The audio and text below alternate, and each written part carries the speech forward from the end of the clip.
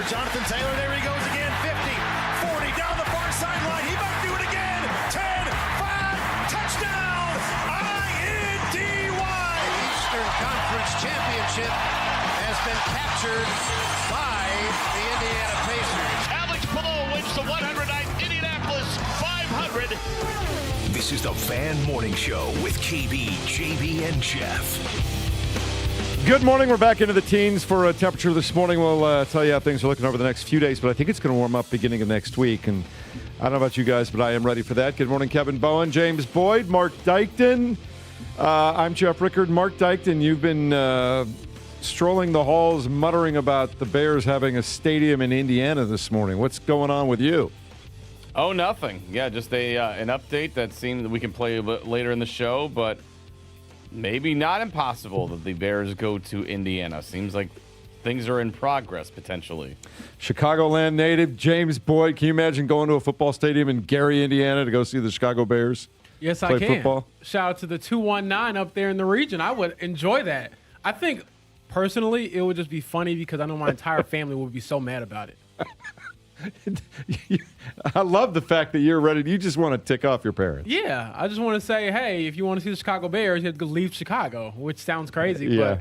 But as Mark said, I guess we'll get into some of that later in the show. Yeah, we'll get into the details of it. But, Kevin, this has got to be just like, for lack of a better term, the water gun to your head or else from the folks at the Bears, right? They don't really want to move to Indiana. I'll take them, but they don't really want to move to Indiana, do they? Nice haircut. Thanks. I needed one. Appreciate that. Yeah, Mark. I've mesmerized Kevin early this morning. Yeah, let's cut to the real news here. I mean, I guess Mark's got info. I did not hear or see of any update. I did not. Well, you know, Mark's got sources. I did not have Bears Indiana bingo card. Nah, basically, the Bears Isn't are it? putting Chicagoland on the clock. Like, hurry up and get this done, and we're just going to go do this. So, Still leveraging, or is there smoke? I think. Ooh, I that's a think good there's. question. I think there's Seems to be some smoke. They're leveraging so hard that some there's sizzling going smoke on. that's been created. Okay. So maybe we'll, that's a question you could also ask, Kevin. I feel like for the NBA trade deadline involving the Pacers, is there smoke? Is there going to be a little fire later on today? The deadline is 3 p.m. Eastern time, I believe, right, Kevin? Or is it 4? 3 p.m. 3 Eastern p.m. time. Eastern time. So we got ourselves, I think, an interesting waiting game to see if anything happens with the Pacers and the direction of the franchise, for that matter.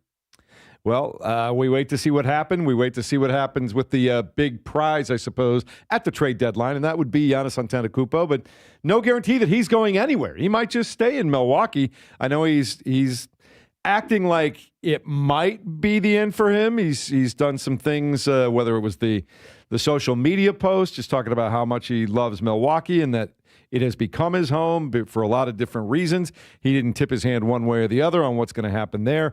I think he's just preparing himself for the fact that he might be out of Milwaukee by 3 o'clock this afternoon. And if not, he finishes the season there, and we'll see how quickly he comes back from his leg injury once the deadline passes today. As I've said, I don't think he's getting moved this time, like in this month right here or in these next few hours. I think if Giannis moves on, it'll be in the offseason. But that's just me. All right. I go back. I got this question from several people. We mentioned it briefly yesterday. What would it take? How would it even be possible for the Indiana Pacers to trade for Giannis Antetokounmpo? Are the assets even there? Sure, I guess if you own a mortgage, a ton of first-round picks, but I haven't given it much thought because I don't really see it's viable, realistic. Yeah, or you'd have to get anything rid of along that. Pascal. And I don't know that Milwaukee necessarily wants to trade him to a team that's right down the road. Nah, not exactly. But we did see this yesterday from NBA insider Jake Fisher. He works with Mark Stein, who has kind of gone, I think, independent at this point with NBA coverage. And he said that the Clippers are still fielding calls for Zubac, who's a pretty good defensive center. I think that he's somebody who's proven, to your point, Kevin, from the last few weeks, that he's in that upper echelon of centers in the NBA. Not saying he's a star, but he's a very good player. And he reported that the Pacers are among those suitors. So could we see Zubac in a Pacers uniform by the end of the day? That's a guy that I think would play pretty well within what the Pacers do. Yeah, I like his game. But at the same time, as I've said, I'm not so sure I want to make that deal if it involves Benedict Mathurin, who He's in his cryptic Instagram era, Kevin. Yeah, I did see something, but I have no idea how to read that. Could you read that for me? Let's pull it up because I'm not one. Ivica Zubac, is that who we're talking about here? Clippers? Yes. Yeah, I feel like he usually torches the Pacers. Yeah, he's a very good player, but at the same time, I have to look and see. Again, does that mean Bennedict Mathurin is worth it? And so we got Mathurin on Instagram 15 hours ago. Grace has terrible timing but perfect aim. And he's got photos of himself putting in some work and I guess some lifestyle photos in here as well.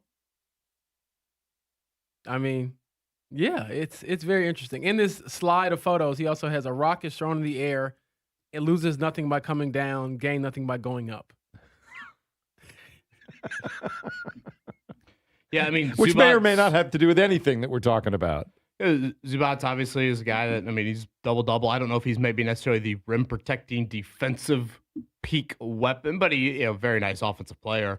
And I would argue that he's better than any defensive center you have on your roster currently. Right. I'll give him that. Like he doesn't get pushed around. Not a rim protector. The bar is quite low, I would say, to compare but centers to the Pacers. I do think that he has a little oomph in his game. Rebounding is definitely a strength of his. So, that is the name, probably the most, I would say the biggest center name we've seen maybe rumored and reported here. So, yeah, we'll continue to monitor until 3 o'clock in the wee hours of the morning. Trayce Jackson-Davis, from a local standpoint, did get traded to the Toronto Raptors. He has had pretty much career lows across the board here in year 3 with the Warriors. I think it's been kind of a weird timetable at times out there.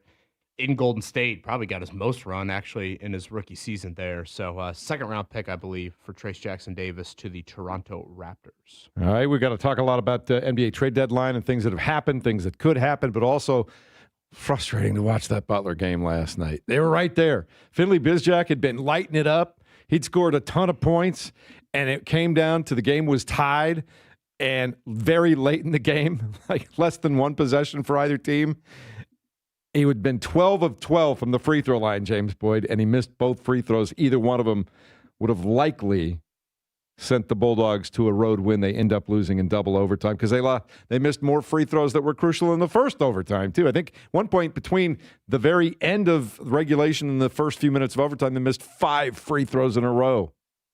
Yeah, it was tough. That one stung for sure. And, you ran out of gas there at the end, lose by 10, like you said, Jeff, in double overtime. Those NCAA tournament hopes have, I think, officially faded, honestly. Yeah, and then the Sellers kid from Providence was going off last night, too, towards the end of the game and in the second overtime especially. And wasn't he limping around like he was all hurt and was dragging himself like Willis Reed back onto the floor between every possession? Yeah, but as I think, is it Stan Van Gundy who says that the basketball has healing powers?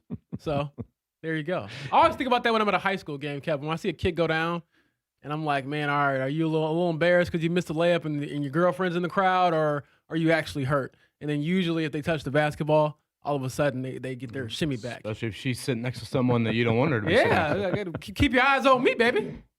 Who are you watching, the crowd or your opponent, James Boyd? I'm just saying. I know how it goes. I played the game before. That one hurt, though, and we got a bunch of we're on hiatus for college basketball until Saturday. Then everybody starts getting going for the big boys there. I know you get used to seeing stuff every night and the way it's stuttered, but I guess tonight that gives us all of our attention on who's going to make the Hall of Fame, right? Does that announcement come tonight? Yeah, usually I feel like the NFL Honor Show does that relatively late in the Honor Show. I know if you want to dip your toes in a little Winter Olympics, I believe that is getting underway in some capacity here today as well. But yeah, Pacers won't play until tomorrow. So yeah, it'll be a quiet night locally here. And honestly, I've kind of resigned to it, maybe out of Vinatieri. I just don't think Reggie Wayne is viewed very highly amongst the finalists. I should preface that context. When you get to this stage of the Hall of Fame candidacy and you've cut it down to 15, and you get it down to 10 and then down to 7 and then ultimately name a class, right around 3 people, I just don't think Wayne is in that conversation. So Mike Chappell will join us tomorrow to talk about it, but I would assume you're looking at Drew Brees, Larry Fitzgerald as first ballot Hall of Famers, and then we'll see who that third is. Adam Vinatieri was a finalist. He got to the final 7 last year as a first ballot, did not ultimately make it. Could he get the call? Are you looking at Torrey Holt? Luke Kuechly, I believe, was a finalist last year. Willie Anderson, I believe, the other. So, yeah, we'll find that out late tonight. Well, we will talk a little bit more about that as well as the Pacers and what their future looks like after the trade deadline comes and goes. Do they change? Do they just keep rolling through? We'll find out, and we'll talk about it throughout the morning right here on 93.5 and 107.5 The Fan.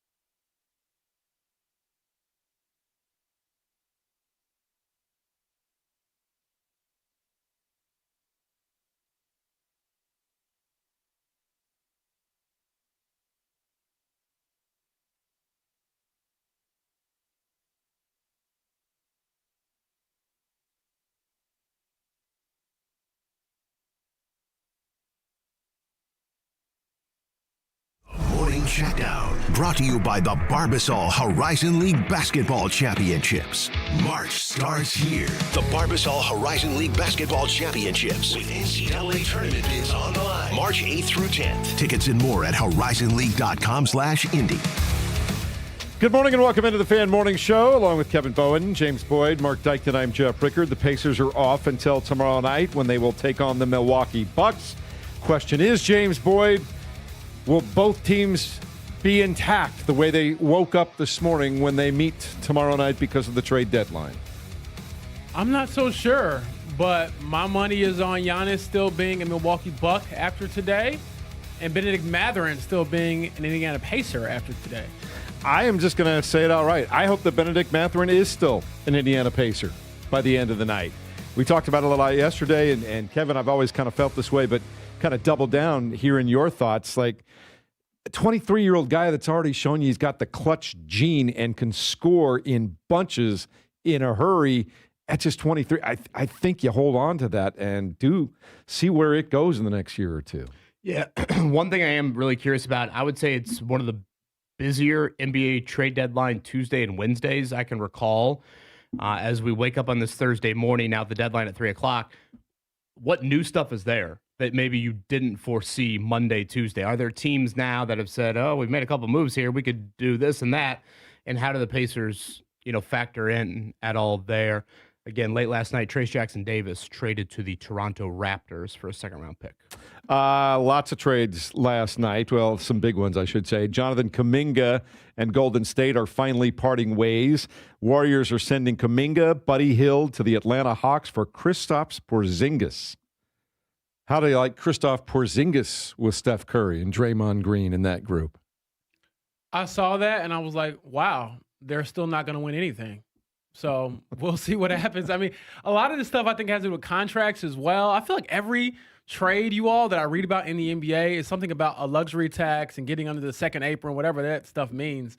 But in a vacuum, does this make the Warriors a better team?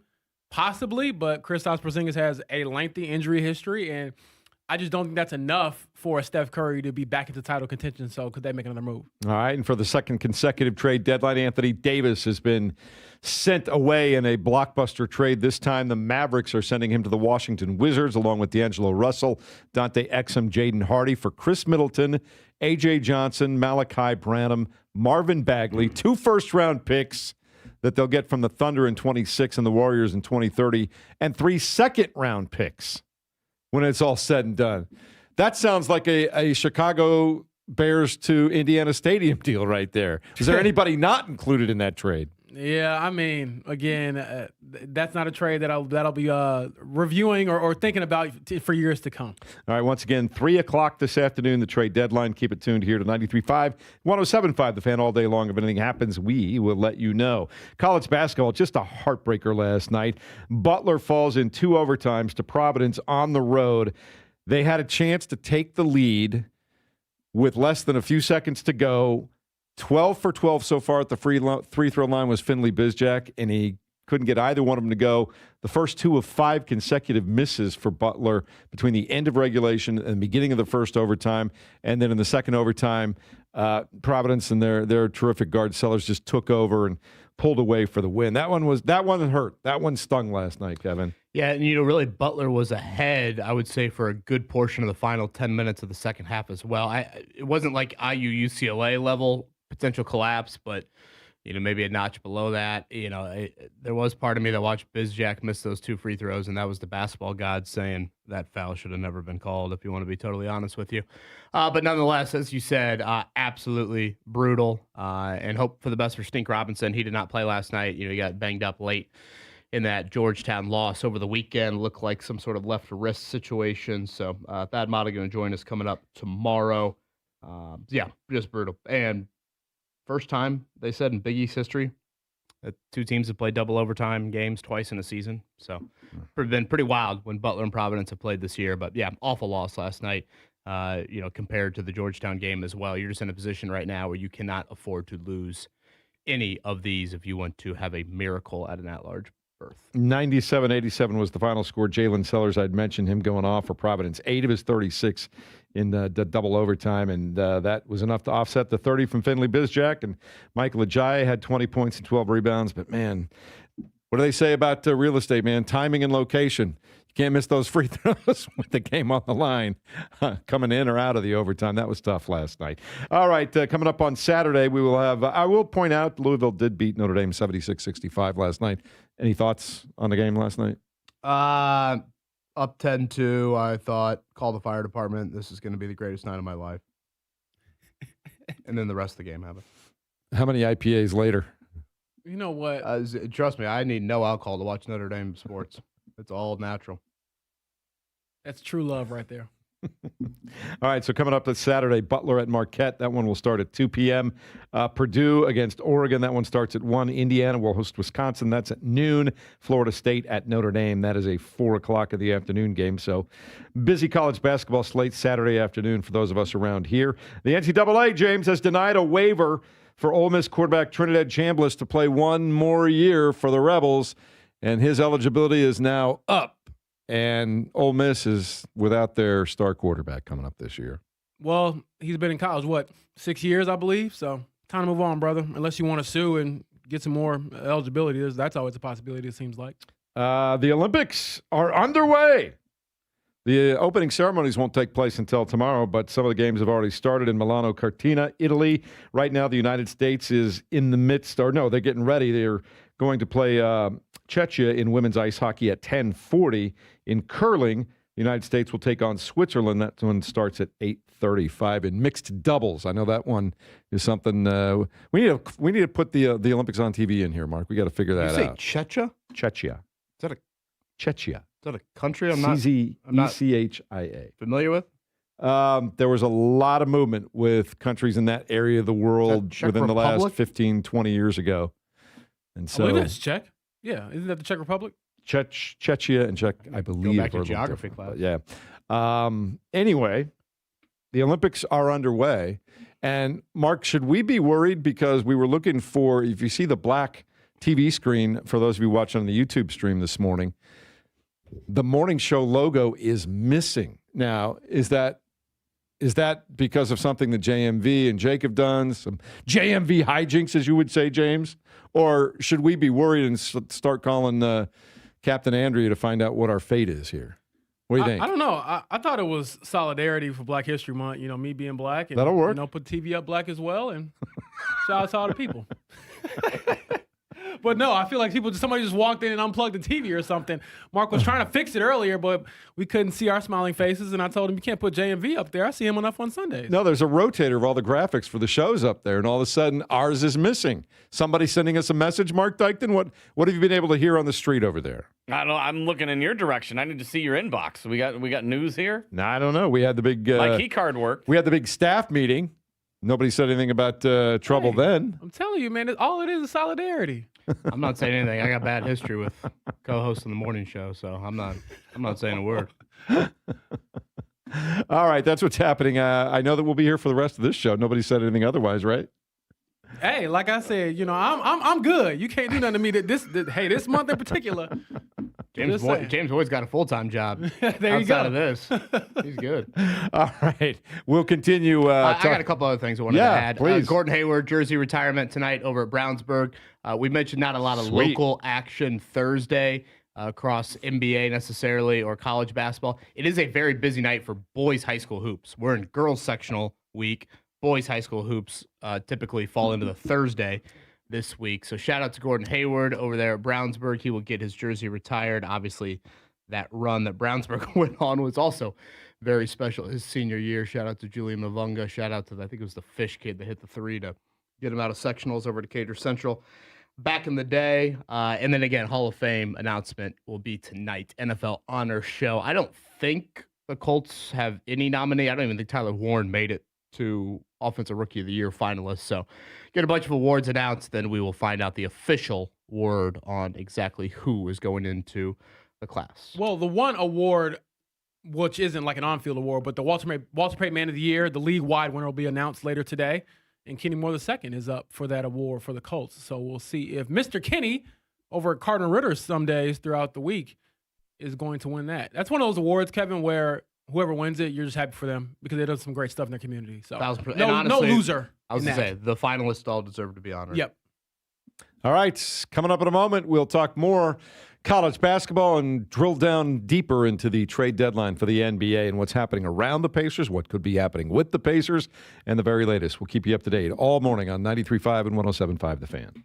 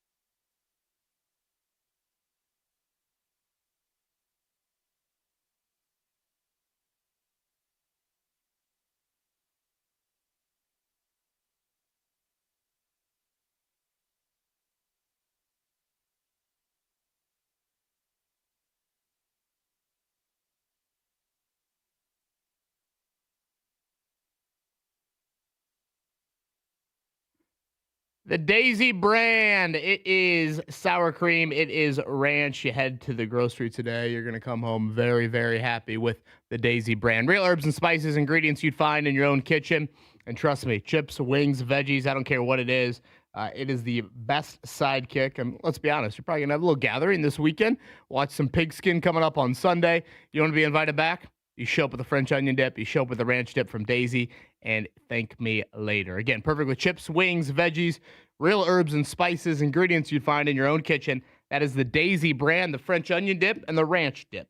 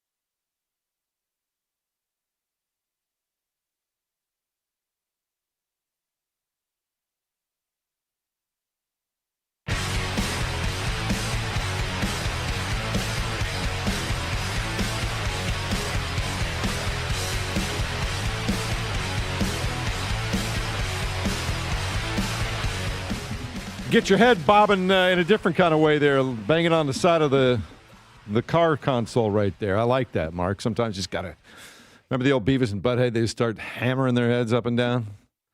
Like that stuff. You're off and running now on a Thursday morning, and we saw some college basketball last night. Not good for either of the local teams that we've been talking about. For Butler, they lose in double overtime, and then Notre Dame losing to Louisville. I got this text this morning, from Tim, Kevin. Spends way too much time with us. Says he had a dream that KB had a 10,000 square foot mansion with a golf room and 4 sets of golf clubs. Then, for some reason, he wanted Jell-O shots. Is there something you want to tell us about? You haven't been inviting James and I over. What's going on here?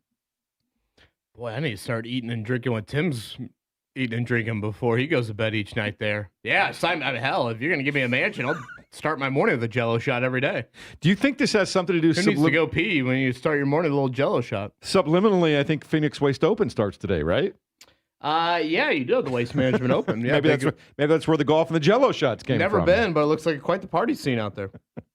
You can just start slipping and sliding down the fairway there with those folks. But 239-1070, number to call if you have anything to get off your chest.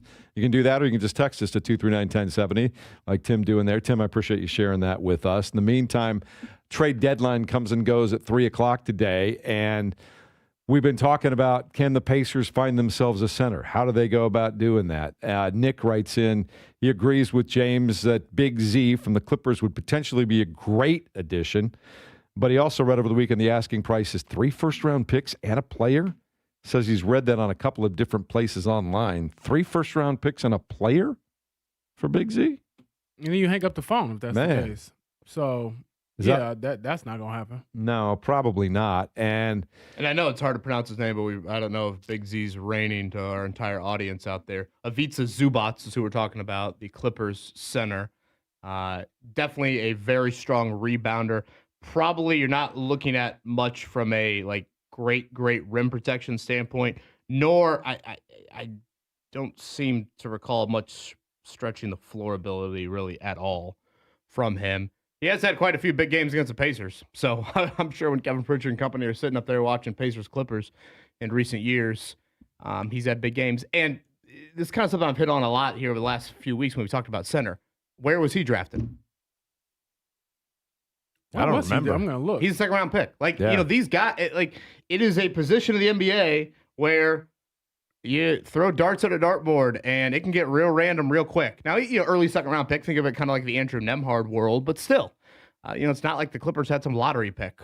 So that's where I get torn on it of man, James, you brought this up. You're really trading that for a position that you find vastly different backgrounds to the high-level centers in the league. I mean, think about it. When's the last time a team won a championship and their best player was a center not named Nikola Jokic? I mean, it's very rare. You probably have to go back to thinking, if you want to count Tim Duncan as a center, you got to go back to Shaq. I mean, I'm trying to think of all the recent champions that have had NBA Finals MVPs, and it's usually a ball handler or a shot creator or someone who runs your offense like Tyrese Halliburton did when the Pacers made it to the finals last year. So that's why I'm hesitant to give up so much of my future, that future I would think, involving Bennedict Mathurin, for a player that you can probably upgrade at that position and still be flawed to a degree, but still have a very good team around that player. That's where I'm at with it. I don't know if I'm weighing what matters more on a scale, I'm not looking at one side of the scale and saying, boy, we have a big hole at the 5 spot. We have to do whatever we can to upgrade at that spot. To me, it should be a little bit more of, let's try to upgrade, but keep in mind this position, if we're looking at all the premium positions in the NBA, isn't as high as it used to be. Just curious, 2016 draft is where he comes from. Do you know who was picked 11th overall in that draft? Do you remember? No chance for me. Center power forward, Domantas Sabonis was in that draft class. And the highest picked guy that played center power forward, Dragan Bender. I don't even know who that is. His son? Dragan Bender? The Phoenix Sun at one point there. So I'm looking at Ivica Zubac. He is 28, so he kind of fits what you would want from if we go after somebody like this, can they be a part of our second run or our new future, assuming that some things change over the next couple of years with Tyrese Halliburton coming back. And I do think he fits that part of it. From a salary standpoint, it seems like he would also fit. But again, I think it's a little more complicated than just looking at, can we go get him? It's, what are you giving up? And I'm very curious too, and that's the part of it that I'm just not so sure about, Kevin, is if you keep Mathurin, you have to pay him. Because at that point, well, let me back up. Do you think that this is a conversation that the Pacers can put off any longer? Well, I mean, technically they could sign and trade him. Yes. In the summer. That's why I'm asking the question. He is a restricted free agent. So this is not, I think, as expiring as maybe what the Turner contract. If this was exactly the same, he was unrestricted, I believe. Right. So it's not exactly apples to apples there. You know, it's interesting that you bring that up, James, because it's not part of the Mathurin discussion we've had just yet. We've had it more rooted in, hey, you need a center. You have a few more wings on your roster. Look at the 2026 draft. It's wing heavy, especially at the top of that draft class. But John and I were talking about this yesterday afternoon. What about dipping your toes into that luxury tax? That was the conversation we had with Turner, right? Are you willing, as a franchise, to give him good question the contract that gets you into the luxury tax? The Pacers elected not to do that. And again, you know, whatever T said, she said with the whole Turner Milwaukee Bucks thing, I'll stand by. I don't think the Pacers would have matched, nor should they have, frankly. But having said that, are we still playing that game? Are we still hardballing that? Because in my mind, with Tyrese Halliburton putting on sneakers next year that are Pumas again, that's no longer a discussion. Like, the window is back open, and you need to financially back that up. So some people have said that, hey, that's too much money to pay a six man. You don't have the finances to do the Mathurin thing. Well, if you're willing to go into the tax, you do have those finances. And again, that's part of the discussion we really haven't had, and it's probably more of a Simon discussion than anything. But is that giving any sort of pause to the Mathurin future here? Right now, I want to say they're like 5 or 6 million under the luxury tax. So, you know, is there, you know, a little bit of an off the radar move we haven't discussed yet that could get them a little closer to the tax here in the next, 8 hours before the deadline hits at 3:00? So again, that part of it, we just haven't really put a lot of time into. I don't think it should be a discussion, but the history of this franchise would indicate it probably is more of a discussion.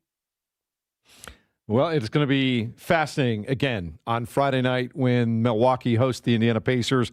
Is Giannis Antetokounmpo still on that basketball team for Milwaukee? Is Benedict Mathurin still suiting up for the Indiana Pacers? Or, we've been talking a lot about Mathurin, but I guess you talk about off the radar, smaller trades, whatever.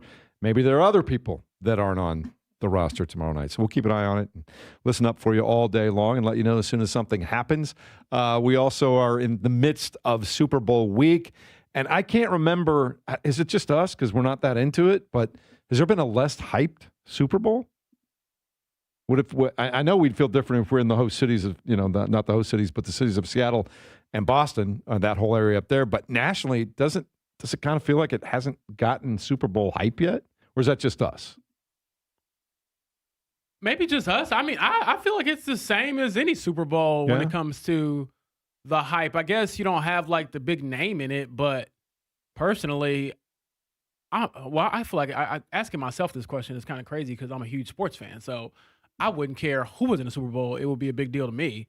So I'm not so sure. I don't know. How do you guys feel about it? I think some of it comes from like Darnold and May. I mean, they're not necessarily. Yeah, they're not. The big names, obviously, that you typically have from a quarterback standpoint. Locally, from a ties, like, anybody that we care about locally. I want to say the Maxon Hook kid, the new Pal safety, is on the Seahawks practice squad, and I think that's really it. I know there's a couple Notre Dame guys. Julian Love is one of Seattle's better defensive backs. He's a Notre Dame guy. I did see Elijah Surratt's brother, Chaz Surratt. He was a linebacker in college, I think at North Carolina. He just got activated off of IR, so he could play in the game actually coming up. For what it's worth, Drake May was a full participant at practice. I did see Nick Imanwari, one of the better Seahawks players, did leave practice yesterday with an ankle injury. So he is a big-time versatile weapon already as a rookie for Seattle. So maybe that's something to keep an eye on. So, yeah, I mean, maybe some of it, but, again, come 6 o'clock on Sunday, don't think you're reading a book. I think it's just the fact also that we're in that valley of get to the game already. It's been 2 weeks. Let's go. It's to that I'm going to point. be saying that about the college football championship here. Weeks. It's funny. Matthew Stafford had such a great long career without the ultimate success in Detroit. And then he goes to the Rams and he wins the Super Bowl. And now you see him on all kinds of commercials and things like that. What do you suppose the commercial viability is of a Sam Darnold after the journey that he's had, if he just shows up on Sunday and lights things up and does what he's been doing all season long and what he did last year with Minnesota? If he goes out there, throws realistically 275 yards and a couple of touchdowns and the Seahawks win by, 7, 8 points, something like that, does he start to elevate himself? Do you start seeing him in insurance commercials? I'm not so sure. Is that something Sam Darnold wants? I mean, I guess everyone has a price, right, that they're willing to ask for to be in those sorts of commercials. Say 2 lines and hang out on set for half a day? I'm not going to hold my breath on the Sam Darnold sneaker or cleat coming out, but... One thing I am reminded of with this quarterback matchup, and again, we should have been done with this conversation, frankly, years ago, but can we finally put to bed the Andrew Luck retirement excuse when it comes to the Colts? So what made you think of that in this regard? Seattle and New England obviously played in a Super Bowl here, whatever it was, 6-7 years ago. Hopefully the kids out there heard that on their way to school 6-7 years ago. Lord have mercy. Anybody catch that? It's just emblazoned into his forehead, 6-7. Jeff's scared me. I'm trying to keep my job here, trying to get a younger audience, and all of a sudden I'm scared how Jeff was talking earlier in the show here. Obviously that Super Bowl had a quarterback matchup of Brady and Wilson, 2 very long tenured quarterbacks for those respective franchises, 2 very good quarterbacks for those franchises. Brady was a Patriot after Andrew Luck retired. Russell Wilson was a Seahawk several years after Andrew Luck retired. And here they are, back in the biggest game with 2 quarterbacks, not named Brady and not named Wilson. So once and for all, because I still hear from people, probably people more tied within the organization than anybody, but just please, can we please be done with it? It was a very unfortunate situation. It was less than ideal. But that was, 6 years ago at this point? Yeah, I think, Kevin, to your point about that, the moment we walk into a press conference with Chris Ballard and Andrew Luck's name is not mentioned is probably... Did it get mentioned at the season ender? Was he mentioned? I believe so, because remember Oh. I threw at him, hey, what's your best accomplishment during your tenure? And then he went back to The Luck. 2018, Andrew Luck, playoff win. 2020, obviously, Andrew Luck is gone by that point, but when that name is no longer uttered in the hallways, in the bowels of West 56th Street in the practice facility, the Colts will have moved on. A new era will have arrived. Mark, we got prop bet dude coming up, 9 o'clock, something like that. Joe Osborne, yeah. Any props you've intrigued by? I honestly haven't really done a lot of looking yet. This will be kind of like the first view I get of it, but I'm always like, who's got the Gatorade bath prop bet? Where's that at? Can you explain what that is? It's the color, whether it's blue or the lemon lime or the red, right, Mark? Can we nerd out over one? Can you? I hit one before it was blue. I picked blue, and it was like a 5th highest. So How about let's nerd like out over $30 this? on Gatorade. Come on now. What will be the first penalty of the game? Holding. Now, I feel like there's been an emphasis in a certain penalty this season. I think the Colts have honestly seen this. Anybody want to really get nerdy here at 7:47 on this Thursday morning? We usually leave that to you, but I'll join the Any party. particular penalty you feel like has been called more than others this year? Pass interference?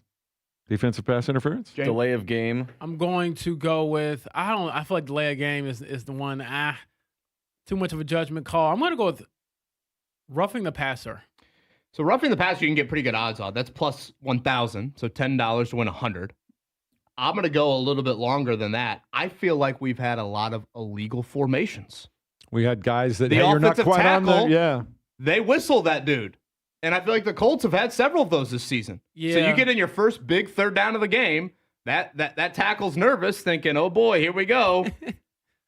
Plus 1,200. But they've also been calling penalties on guys that are like $10 to win $120. Now, again, those are long odds. False starts plus 160. To your guys' points, holdings, obviously great odds. Delay of games plus 500. So if you wanted to generate it up on Sunday and you want to start cheering for yellow flags, there you go. I like that would be one. a degenerate thing. Could you imagine doing that? Boy, I guess everyone enjoys the game different ways. It's the last But if I'm football sitting game of the year. James got to let it ride, baby. Thank you. I don't mind that, but I'm just like, man, if I'm sitting next to you and they throw a flag and you go yes, and it's not for the outcome of the game, that to me was a little. I'm gonna be looking at you a little sideways, Hey. like, man. Yeah, I also I'm like that, judging. Kevin, because they've called a lot of like an emphasis this year on making sure guys that are split out wide are exactly on the line of scrimmage. We've seen that I a mean, bunch of times. It's a penalty that could be on wideouts, tight ends, offensive tackles. Again, that's been the emphasis this year. So Shout out to the great Nick Gardner, radio analyst. He's probably going on about 2 hours of sleep after last night. He just texted me, said, illegal formation there. I thought of Minner and Gardner last night trying to. So get how us does through a that bet, second overtime. like that work if there's offsetting penalties on the first penalty of the game? Is that voided all out, or what are we doing there? I would assume, and boy, now Mark's really getting in the weeds here. I need to know these things. I'd assume it's That's your a first, veteran question right there. I'd assume it's your first accepted penalty, right? I don't know. I don't know. That's the I question. don't know. By the way, speaking of penalties, again, this is what the offseason is, and I just get really into some nerdy things. I looked up how many penalty yardage Alec Pierce drew this past season. He had nearly 200 yards in penalties against him. And by against him, I mean the defender committing the penalty. Like, think about that. You tack on an extra 200 yards on the season that Alec Pierce had, and he missed several games. And he missed, 2 games, maybe 3 games, something like that. I got ejected for the softest penalty I've ever seen. But, that's another element to Pierce that we don't talk about as we near free agency. By the way, franchise tag opens up that window like a week and a half, so we're finally getting to a little bit of, not that the Colts would tag him immediately. I think they tagged Michael Pittman Jr. pretty late in that franchise tag window, if memory serves there. But shout out to Alec Pierce and the amount of penalty yardage he drew. The other thing I like about Pierce, too, and he doesn't get near enough credit, like we saw him make tough catches. He is, if you need 8-10 yards across the middle or, like you just need to get him a longer out, 12 yards out to the sideline to get a first down. He makes all those catches. I think he is now a legitimate, whatever you want to define it as, number one wide receiver in the NFL. Yeah, a lot of the back shoulder stuff. The Seattle game, James, I think about, that Phillip Rivers throw to him on a third down. That was certainly one of those plays. Yeah, so I think I've stayed him very much in the team bring back Alec Pierce. Maybe at some point, Mark, we can get to that Michael Pittman Jr. audio from out the Super Bowl. James, I know he was really candid with you guys week 18 in Houston. Yeah, about he his was. future. I think he echoed that a month later, which I'm always curious after the emotional end of a season, how do players react? And he had kind of some similar comments. Speaking of Michael Pittman Jr., I had read an article day before yesterday when the snow was really bad. Somebody was stuck off the side of the road, and there was a younger man trying to help this person out, and apparently Michael Pittman Jr. stopped, got out, helped them both get back on the road, and went on about his merry way. Not surprised at all that he would do that. He No would have the USC pretty capability boy to and do Michael Pittman Jr. Let's get it No, done. he's There's work. kind of like, He's a Montana Grizzly. He's a rancher, isn't he? He is. which is everything he does is the opposite of what you would expect a receiver to do. He has, I guess, a little bit of diva in him because a few times when he doesn't get the ball, he can get a little hot. But He's a wide receiver. I think overall, he just doesn't really fit, the surfer type of guy you'd expect from California or something. Like the man likes farming and he likes hunting and he likes obviously playing football at a high level. Now we'll see if that continues with the Colts or elsewhere. So I'm very curious about that. And one more thing on Alec, and I told him this at the end of the season. Got to fix the attitude, man. You can't be going off the refs. I was like, you want to get paid in this league, you can't be doing that type of stuff, man. I mean, that's a bad path to go down. And he told me he would behave better. I will repeat what I said the Monday after the Houston game. I believe my 8th grade dance had more contact from Kevin Bowen with the opposite sex than Alec Pierce did with that official there. Travis here. Thanks for saying 6-7 and setting my son off while we are waiting in the car drop-off line. He went crying emoji, eye roll emoji. You think the eye roll both. emoji was more towards me or towards the son? I think the whole situation of 6-7 is what the eye roll and emoji again, was. I'll echo what I said. And Max Bowen's on the young end, but he tries to get me with 41. I have heard this a little bit more, but boy, I'm getting old, folks. It's like an up high, high five, a get low, high five. He does something in the middle. I forget what rhymes with it. And then he gives me a 41 and does this, kind of like the, I guess the Where did he pick that up? incomplete pass sign. I don't know, man. That's beautiful stuff. As long as he's picking that up and not picking other things up, or picking his boogers, then I'm totally good. Your daughter's throwing numbers back out at you, Mark Dykton? Is 41 a thing, Mark? Is this? What is that? I've not heard Is of this that. an inside I've of heard 6-7 465 obviously a thing? million times already. I'm like, is this dead yet? Have we not killed this thing? And then, now they're trying to associate other numbers with things and try to make it a thing. I'm like, I saw can we be done? A buddy of mine, Mark, sent, Can we be done? This generation has 6-7. We had the old, I don't know if the YouTube chat will allow me to do the Oh, the DX crotch chop. Yeah. the DX. Sent you to the principal's I stopped office. right before I did it, just so the camera. James, I did not Wouldn't have the catch that. DX cross chop Am from I allowed Kevin to do Bowen that on on camera, today. Mark? Should I have just fully done that? Oh, As long as you kid, keep my your school clothes went on. to I the- believe it's still a fine in the NBA because Joel Embiid loves to Oh, do it. Embiid loves to do it. He does. He's got the money, I guess, to afford to do it. So I kind of like Embiid's antics, by the way. I know. I don't know if we're supposed to like him, but I kind of like him. I think I complain about the annoying players in any league, but I would miss them if they were gone. Yeah, he kind of has a fun twist to him. And They bring spice. And on social media, he's kind of funny. Oh yeah, see, I mean, he's a character. And he's playing very good basketball as of late. So shout out to You Joel imagine Embiid. how many times Mark probably did that growing up? Growing up, I still do it to this day. When I see Aaron Rodgers on my But screen. he's not on camera right Hit him now, with the so DX we don't crotch know. chop. Keep your pants on, please. By the way, when you're doing that. Mark won twice already. The Bears beat the Packers, and your boy Aaron Rodgers is out of the playoffs after the first go round. It's good for you. Oh, you're late. There we go. I thought you had that on speed dial, ready I to did. go. I pushed the wrong button. All right. Quick timeout. We'll talk more about the NBA trade deadline, some college basketball, what lies ahead for the Super Bowl in less than 72 hours. It's all coming up next. 93.5, 107.5 The Fan. So that's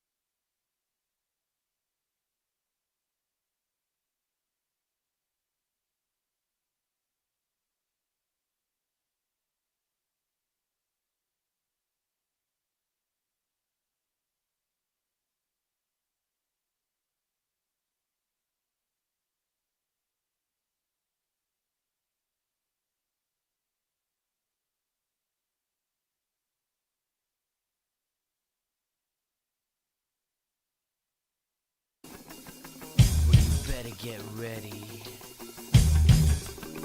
Bow to the masters. You're listening to the Fan Morning Show on Sports Radio 93.5 and 107.5 The Fan.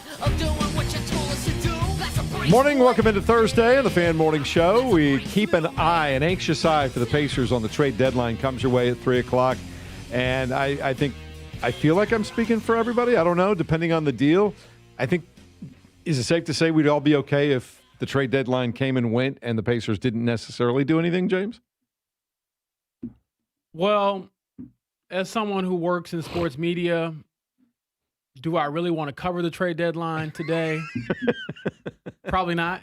Good job of making it about you. I like that. Yeah, so selfishly, I'm always like, don't make any changes, don't do anything, bring everybody back. But I do wonder, personally, I'm on the side of keep Benedict Mathurin, but if they do make a move to move on from him or someone else, I'll be very curious to see the trickle-down effect of that decision, because I think a lot of the conversation is around, what you're building for the future. And to me, whatever move you make or don't make today probably signals what you're thinking for the future when it comes to getting Tyrese Halliburton back next season. So my overarching thought here, though, is just, again, going back to Mathurin, can you kick this can down the road any further, or do you need to fully commit to him today, for example, and say, hey, if we don't trade you, you're our guy here for the future, for years to come? Or do you say, well, we won't make this move now, but it could still happen later? I'm just very curious to see how they kind of weigh those options. I'll go back to, I think we had Alex Golden on the show Monday, and you had the question that I threw to him was, can you do it all? Can you keep Mathurin, keep the first-round pick, and find the center? So my question for that today, James, would be this. They are, I believe it's like 5.6, 5.7 million under the luxury tax. Can you get closer to the tax? You help a team out in theoretically dumping some salary. You eat a little bit of it. And by doing that, maybe you get a second-round pick. And again, not to say you're going to all of a sudden Andrew Nembhard another second-round pick. I'm not that crazy of a thought there. But now are you starting to piece another trade package together? Like second-round picks, I get it. At times they're like, boy, the bag of Doritos in my back seat is worth more than that. Nacho cheese. Although Cool Ranch, I feel like, is very underrated. Very underrated chip, yes. Doritos debates going on heading into Sunday, obviously. Which ones do you put out? Well, Bowen household, you both. And obviously. Well, I have a couple of questions about Super Bowl that I the French definitely want to onion bring and the up to ranch you dip all. from Daisy, of course, Mark, Yeah. which I know you're a fan of. You would, is that an avenue you can explore to where maybe you don't do it today necessarily, but do you get to the summer and you say, hey, first round pick, you still use that on the whatever, potential home run, grand slam of insert your top 5 pick here. And also, you have your second round pick and you package that with something else to try and find a defensive minded center. That's the thought on my mind today. And again, I come from a very pro Mathurin camp. I don't think anyone that listens to our show is that caught off guard by that comment, but that is a thought I've had. Is there anything else they can do by 3 o'clock in helping another team out financially? Therefore, you get whatever, an extra draft pick. Again, maybe you're not finding your center of the future today, but in a few months, you have a few more, whatever, resources, assets there that you can package together and find that guy. I like that idea and that approach a lot. For those who may have missed it, a stellar exchange between Kevin Bowen and Rick Carlisle in his weekly appearance this past week, when Kevin delicately, I thought, and respectfully brought up the idea of any plans coming up for the Pacers at the trade deadline. I know Kevin Pritchard has mentioned when you guys get to this time of the year, if there are players in trade talks, you like to alert players of that so they're not caught off guard. Have you had to alert any players of that this week? No. Are you expecting a move by 3 o'clock tomorrow? Didn't I tell you no the first time? I can hear my parents now. James Boyd, I caught him out of the corner of my eye as I fumbled through that first question with just a wry smile. Was that just a Was that a supportive smile? That was an that understanding smile, I was think. that why are we wasting our breaths here? What was the wry smile for there, James? The right smile was knowing that I've been in those shoes before, and I'm like, boy, you just dunked on yourself pretty much. Which, I mean, it happens. You have to ask the question, and Rick, he's always fair. I will say that. I think that he's a very fair person, but boy, it doesn't mean he's always going to be nice and fair. Sometimes he, puts you in your place a little bit. It happens. But Rite of passage. But we do know he'll say no about that, but he left open the possibility, however remote, that there could be a future road trip to a Virginia-Notre Dame game. Mark could put a montage of the Rick Carlisle no's together. He does it in a very eloquent, unique way. He's in his bag when it comes to answering no's. That was the most exasperating. He sounded like me asking one of my kids, "Hey, can I have another treat?" It sounded like me, honestly, responding to that, which very fair. So the young king of all media, rising king of all media. That's right, Yes. James Boyd. Those are the kind of responses that I Look at get. that. But hey, everybody can't beat me. The only crown I'm wearing's got a bunch of thorns on it. Boy, he's got the king crown over there. It was time to, get the out of there. We'll see if that's the case later today for some players around the NBA. That's for sure. 3 o'clock this afternoon, the trade deadline in the National Basketball Association. And I guess, man, if you're a huge basketball fan, waking up in Milwaukee, you on pins and needles all day long to find out if your franchise guy is going to bail or get traded. I wouldn't say him bailing. I'm not sure. I mean, I've read a lot of the Giannis stuff over the last couple of days, but I don't know how to read it anymore. And personally, like I said, I think he's going to be there. I think it's so complicated that it's not going to be able to be resolved today. That's just my personal opinion on the matter. So we'll see how it shakes out. Now, I have a question when it comes to the big game on Sunday, Super Bowl. I think you all know how I feel about big games. Where do we stand? This is a yearly question from me. Where do we stand with Super Bowl parties? Love them, hate them, indifferent? Because I'm not going to lie, if someone, and it has happened, hey, Super Bowl party come through, I'm like, are these real football fans who've been following this thing all year? Or is this like I got to catch up with everybody I haven't seen in a long time, and I'm trying to watch like this third down, and you're asking me about, how my life has been since the last time I saw you? I'm all in. I'm all in. We have adopted here the last couple of years the bingo for the kids during the game. You get some commercials on the bingo card. You get some actual football elements on the bingo card, and I think that does a decent job from an entertainment value. And then luckily halftime's so long, you can put them to bed at the end of halftime, and then boom, I'm watching the full second half. So yeah, I'm good. Nice little interacting, mingling, having fun. It is a holiday. I mean, we got no more pigskin till what? Yeah, I've thought about August that. 30th? Don't do that to me. That's like telling me like the sun won't come up in the morning. So not good. Not good. I'm good. Mark, you good?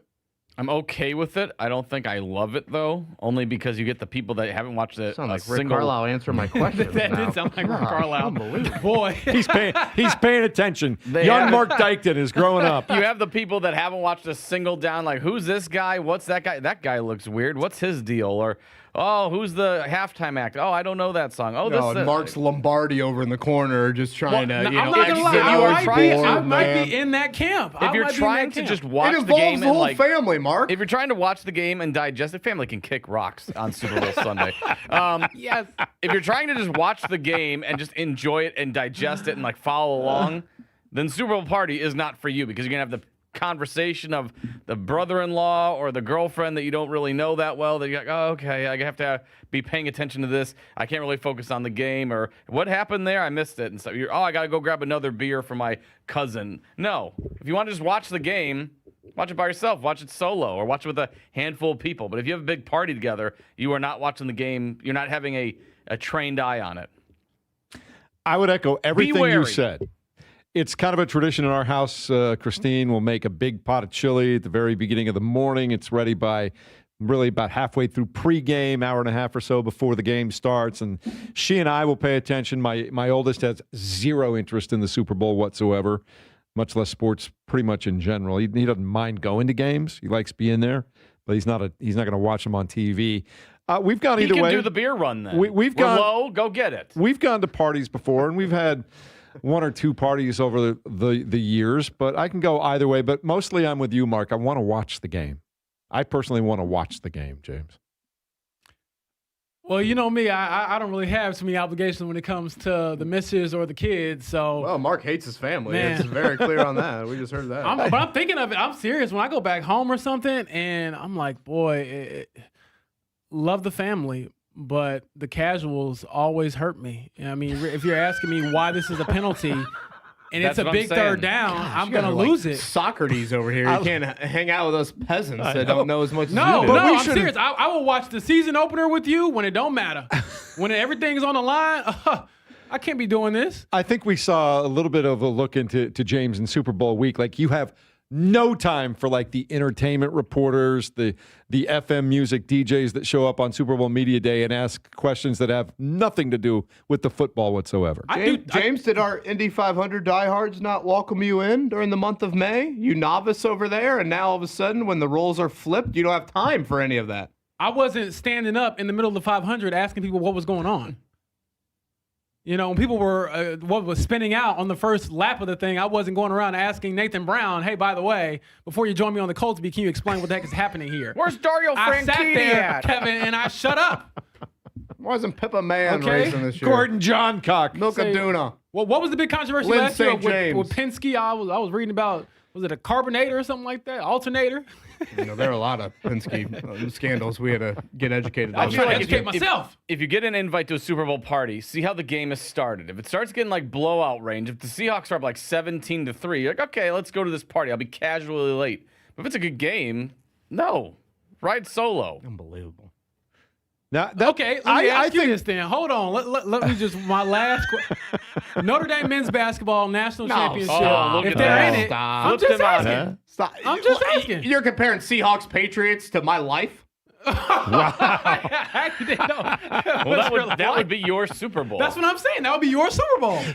For 3 hours, I'm not Maddie and the saying kids that- wouldn't exist. I'm not saying that the Bears are in the Super Bowl, Well, Mark. I mean, It's a couple weeks ago, we had Indiana competing for a national championship. You want people asking you questions throughout that game? You guys have both said that the Super Bowl week you feel like lacked energy.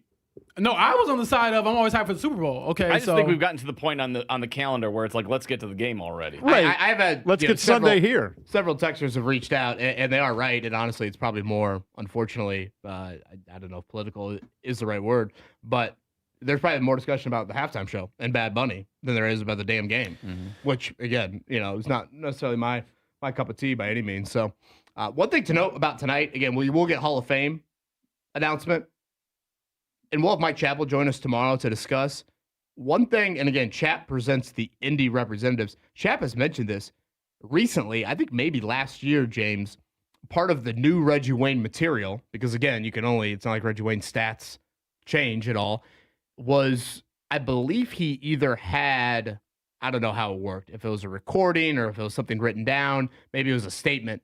He had a Bill Belichick statement in support of Reggie Wayne.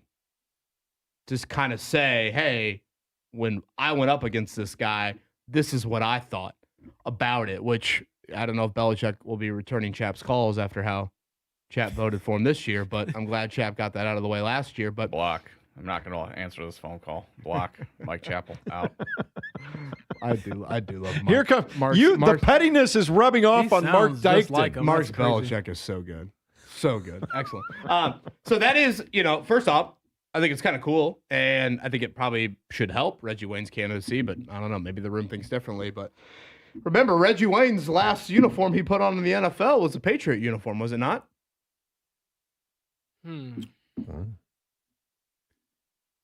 I had wiped that from my memory. Was he not a New England Patriot practice jersey training camp for a couple weeks? I had wiped that moment from my memory. That is one of the funniest photos to exist. I didn't know it was real. Mark, when you looked that up, what number was Reggie Wayne with the Patriots? For I don't know why, but he was the same number. I'm picturing like 17 as the number. I'd assume, was Gronk on the team? Wasn't Gronk 87 at the time?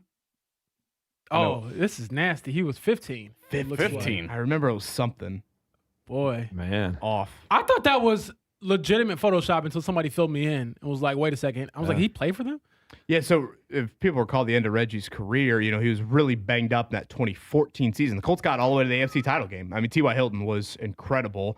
I want to say Hakeem Nicks would have probably been the other wideout that was prevalent. Maybe Levon Brazil, if you want to go random in the depth chart there. But, yeah, Reggie, that next training camp was a Patriot there. So he didn't even really last till the season started because it said by September 5th, 2015, he requested his release from the Patriots. So I was going to say like a couple weeks. Yeah. Someone had posted online, Patriots legend Reggie Wayne eligible for the Hall of Fame. I do love that. It's one of my best things that I love to do whenever anybody gets honored. Like, for example, when Matt Ryan got the job with the Falcons, I was like, boy, former Colts legend Matt Ryan. I don't think I can. Former Pacer legend Tristan Thompson, right? That's Mark plays that audio quite often. It's great. I don't think I can do it. Can you guys? Well, Jeff will cheat. James, can you name? Hey, I looked at the text line at the wrong moment one time, and I'll never be forgiven. James, can you name once the a cheater, five? always a cheater. 5 teams that's. Wow. Can you name the 5 teams Sam Darnold's played for? I actually think. Well, this isn't a good question for me. I just looked this up the other day. Oh, okay. Yeah, I don't want to. I mean, Mark's counting. Okay, Mark, what do you got over there? And I'm looking at his eyes. I'm looking at his finger. Keep those fingers above the board over there. Okay, I've got Jets. I've got Panthers. I've got Seahawks. And I'm going to say the Vikings. Right? There's one more. Oh, there's 4. Okay, 4. And then who am I 5. missing? The Rams? No, but you're. Now, I'm going to give Jeff credit over here. He has not touched his internet browser. Jeff, you want to help a brother out? San Francisco 49ers. That's right. He started a game for the 49ers? which is nuts, right? I mean, I don't remember that at all. He started a game for pretty much all these teams, right? Yeah, he's had a crazy redemption story because, gosh, he started 17 by games most for the accounts, Panthers? he's not supposed to get another chance. Oh, no. After starting with so many different franchises. Now, I get that the 49ers are probably like a spot star or something like that.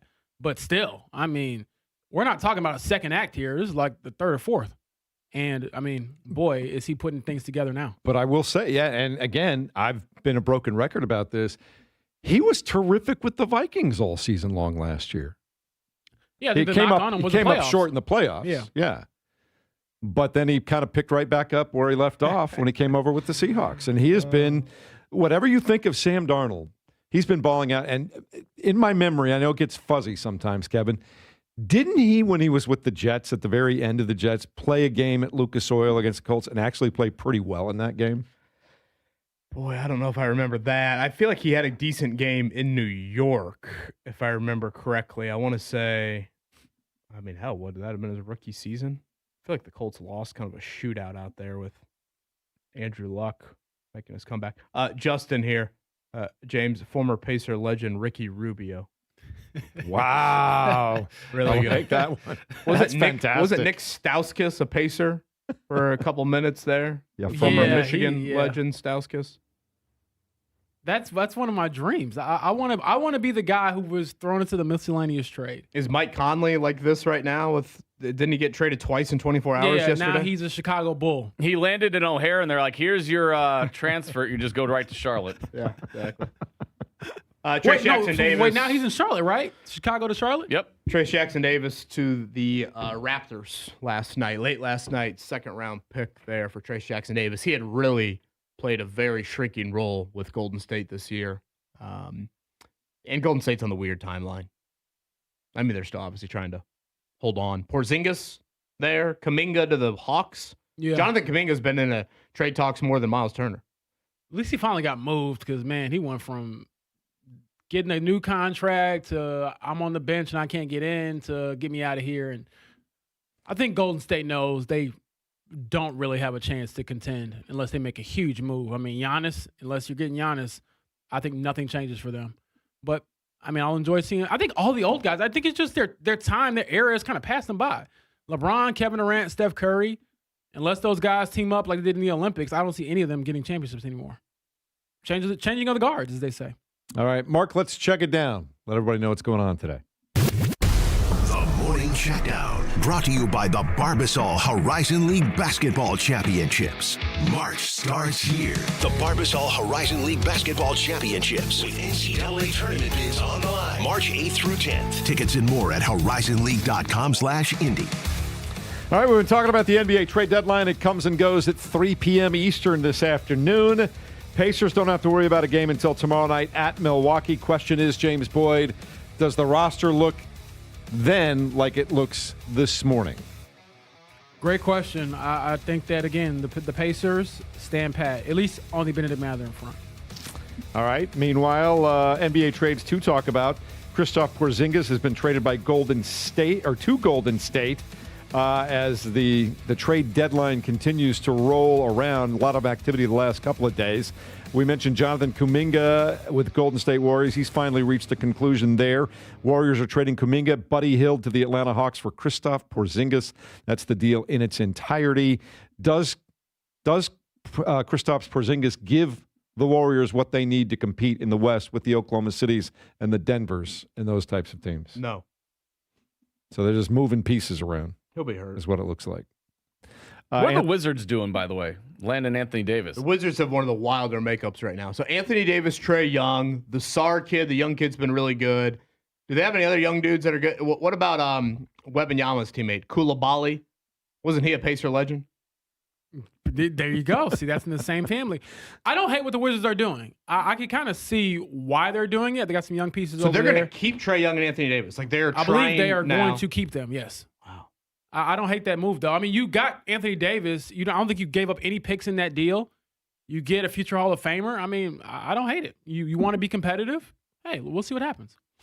This deal was crazy, though. Is there any better compliment than I don't hate it? That is true. I've thrown that. Yeah, I'm thinking, you ever ask the missus how she ever asks you how you look, and you say, I don't hate it. I think you might be getting hit. Also, how'd the date go? Well, I don't hate it. Yeah, I'm not going to lie. Anytime I've gotten back from a first date and got the I don't hate it vibes, I ain't got a second one. Better hope she doesn't bug your apartment, man. That's when you get the high five at the end of the date? Or you give the high five at the end of the date, maybe? I don't think I've ever done that at the end of the day. Did you ever do a high five at the end of the day, Kevin? Man. That would stoop to a new low, I'm afraid there. Yeah, I'd rather do 6-7 than just walk out. That trade, the Anthony Davis trade, though, was crazy. He goes to the Wizards along with D'Angelo Russell, Dante Exum, and Jaden Hardy for Chris Middleton, A.J. Johnson, Malachi Branham, Marvin Bagley, 2 first-round picks that have been procured from the Thunder in 26 and the Warriors in 2030, 3 second-round picks. It's crazy what you need to do to make things match up in an NBA trade these days. Yeah, I feel like I'm in one of those movies where I'm like the local detective trying to figure out the murder case. And I got all the strings going everywhere. That's usually what an NBA trade is. All right, last night, college basketball. Butler falls in double overtime to Providence, 97-87 the final score. Finley Bizjack led the way for the Bulldogs with 30 points. But after going 12 for 12 through 39 minutes and most of the 40th minute, with just a couple of seconds to go in regulation, he missed 2 free throws, either one of them that could have given them the victory. And then Jalen Sellers went off in the extra periods, 8 of his 36 in the double overtime. And for the second time this year, they played Providence to double overtime, but they ended up losing last night by 10, Kevin Bowen. Brutal loss. I think the basketball gods might have looked down on the Finley Bizjack free throws and said that foul probably should have never been called, if you're going to be totally honest. Some kid for Providence used to be a walk-on, had shot like 8 threes all season. He banged home a huge corner 3 late, too. So, no stink Robinson for our local audience out there. I think it's a wrist injury. He was favoring that late Saturday against Georgetown there. So Butler started the Canadian kid. I can never pronounce his name. He's actually pretty good. At a couple moments last night for him there. So, yeah, brutal. At Marquette coming up this weekend. We'll go 12-1-2 this weekend. By the way, tip times for the local crew. Indiana, Wisconsin. That is noon inside of Assembly Hall. Purdue against an horrific Oregon team at 1 o'clock inside of Mackey after their week off. And then Butler's at Marquette at 2. How did Oregon get so bad at basketball? I think they've had some injuries. Last year I actually kind of liked their makeup. That Shellstad kid was a good guard, and Nate Biddle was a decent big dude. And I believe some injuries. They still have a cool looking court, though. You like that court? Yeah, boy. You don't like that one? You don't like that one? I've heard that it's worse on TV than it is in person. which that really wouldn't. I'll take people's word for it. Yeah, that wouldn't surprise me. I think it kind of reminds me like the NBA Cup courts. Like I don't like the crazy colors on the TV screen, but perhaps it isn't as bad in person. Olympics are underway in Milano Cortina as the United States is just now starting to get ready for their women's hockey game against Czechia. It is the same as the Czech Republic. The government itself says it's our more popular, modern, and informal name that we'd like to go by. So that's what they're being listed at the Olympics, Czechia, to answer your question from the last hour. Curling starts. Jeff called the assembly during the break. I'm an idiot, so I'm like, I don't know who this is. Yeah, I mean, I was listening intently. I'm learning something new. Curling, United States starts in 10 minutes against Switzerland in mixed doubles. Mark, will you have that up in your little cave back there? I love curling. I get into it. I don't know why, but it's one of those Winter Olympic sports. I'm like, yeah. Stop. Don't you have to watch with a beer in your hand? Say it again. Don't you have to watch curling with a beer in your hand? At least. Got to curl a couple beers, right? Send your son that doesn't watch sports over to my house. He can fetch the beers for me. Mark's doing shots over there for everybody who gets one right on the bullseye. Son, fetch me another one. Anything else you wanted to throw in, Kevin Bowen? Now, Scott Agnes talking trade deadline next, right? 9 o'clock. 9 o'clock. 9 o'clock, okay. Yeah. Mark is going to ask the questions coming up in a moment here. Can't wait for that as we continue on a Thursday at 93.5 and 107.5 The Fan.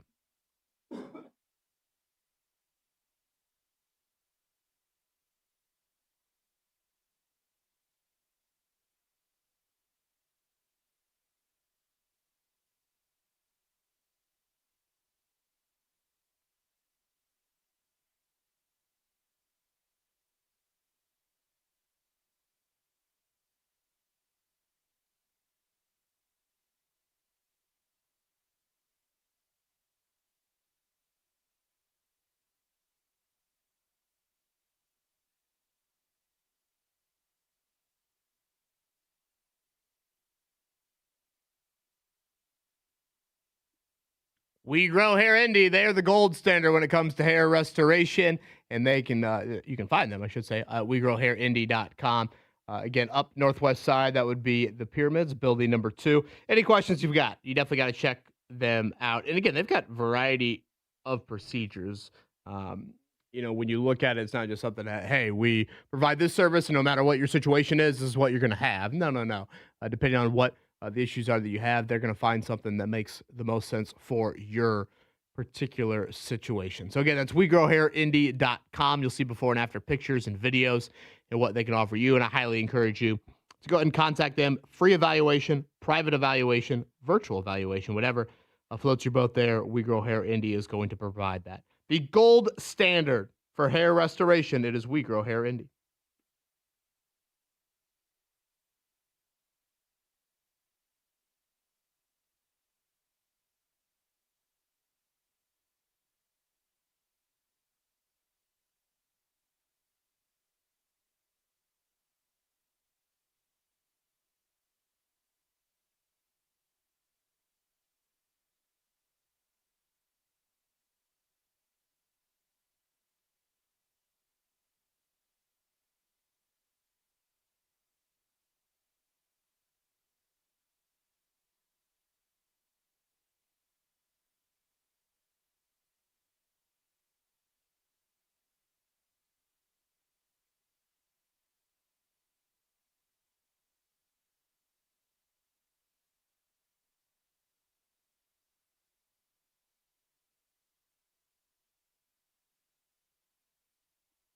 Galaxy Concrete Coatings, indoor and outdoor concrete. That's what they specialize in. And I know right now it's probably hard to imagine any outdoor activities, but trust me, once the snow melts, you are going to be very, very happy if you decide to go down the indoor and outdoor concrete world. It is garages, basements, patios, porches, sidewalks.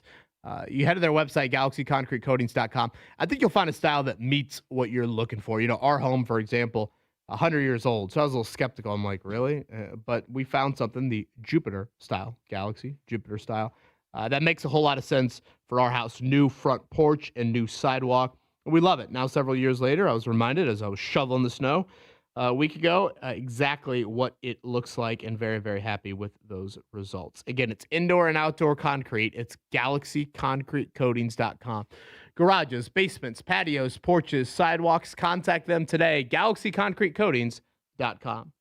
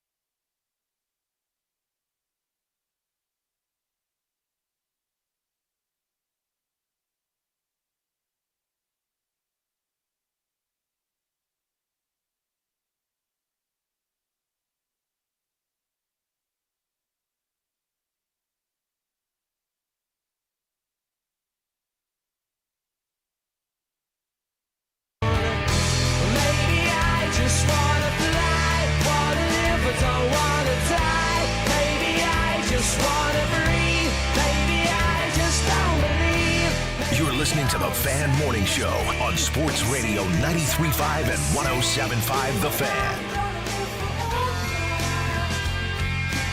Trade deadline, 3 o'clock this afternoon. Keep it tuned right here to 93.5, 107.5 The Fan all day long to see if there's a blockbuster happening and maybe anything involving the Indiana Pacers. We've been talking about that for the last couple of days. In the meantime, phone lines are open at 239-1070. And Mark, before we get to you, Dave has been waiting patiently for a few minutes. Dave, it's paid off. You are now on the morning show on a Thursday morning. Good morning. Oh, my gosh. What a great thing to do. Hey, listen, guys, thank you so much for taking my call. I guess when I've really enjoyed watching the Pacers this year. I know that's hard to believe, but, the way these guys play hard continues to amaze me. Pascal Siakam is an amazing guy, but here's my question. I don't understand the Mathurin thing, and you guys are a lot smarter than me, and so help me understand this. He's kind of endeared me the last couple games because of how he stood up when that one guy, the team we were playing, Houston. When he kind of went after him after he fouled one of our guys hard, and when he fouled him, but his plus minuses, it seems, haven't been great. And it seems to me, unlike other years, that we're going to be able to get somebody that could be an immediate scorer. And I've just seen our centers get lit up like a barbecue. And so why risk a huge offer that someone might come in with and not get anything from it and really not have a center that is going to give us a chance to win the Eastern Conference and go back to the finals. And so, as I said, you guys understand it a lot better than me. I love watching them. I love your show. And so I was hoping you could maybe shed some light on that. Thanks, Dave. Appreciate that. Kevin, you and I had talked about that a little bit earlier today, and I think James is in on it too. 23-year-old guy that's already shown he can show up in huge moments for you, ability to score. When he gets on those rolls, he's really tough to stop. He's just going to get better as a player, especially with a guy like Rick Carlisle. I think it'd be a mistake unless you get something that totally changes you and upgrades you on two levels. I think it would be a mistake.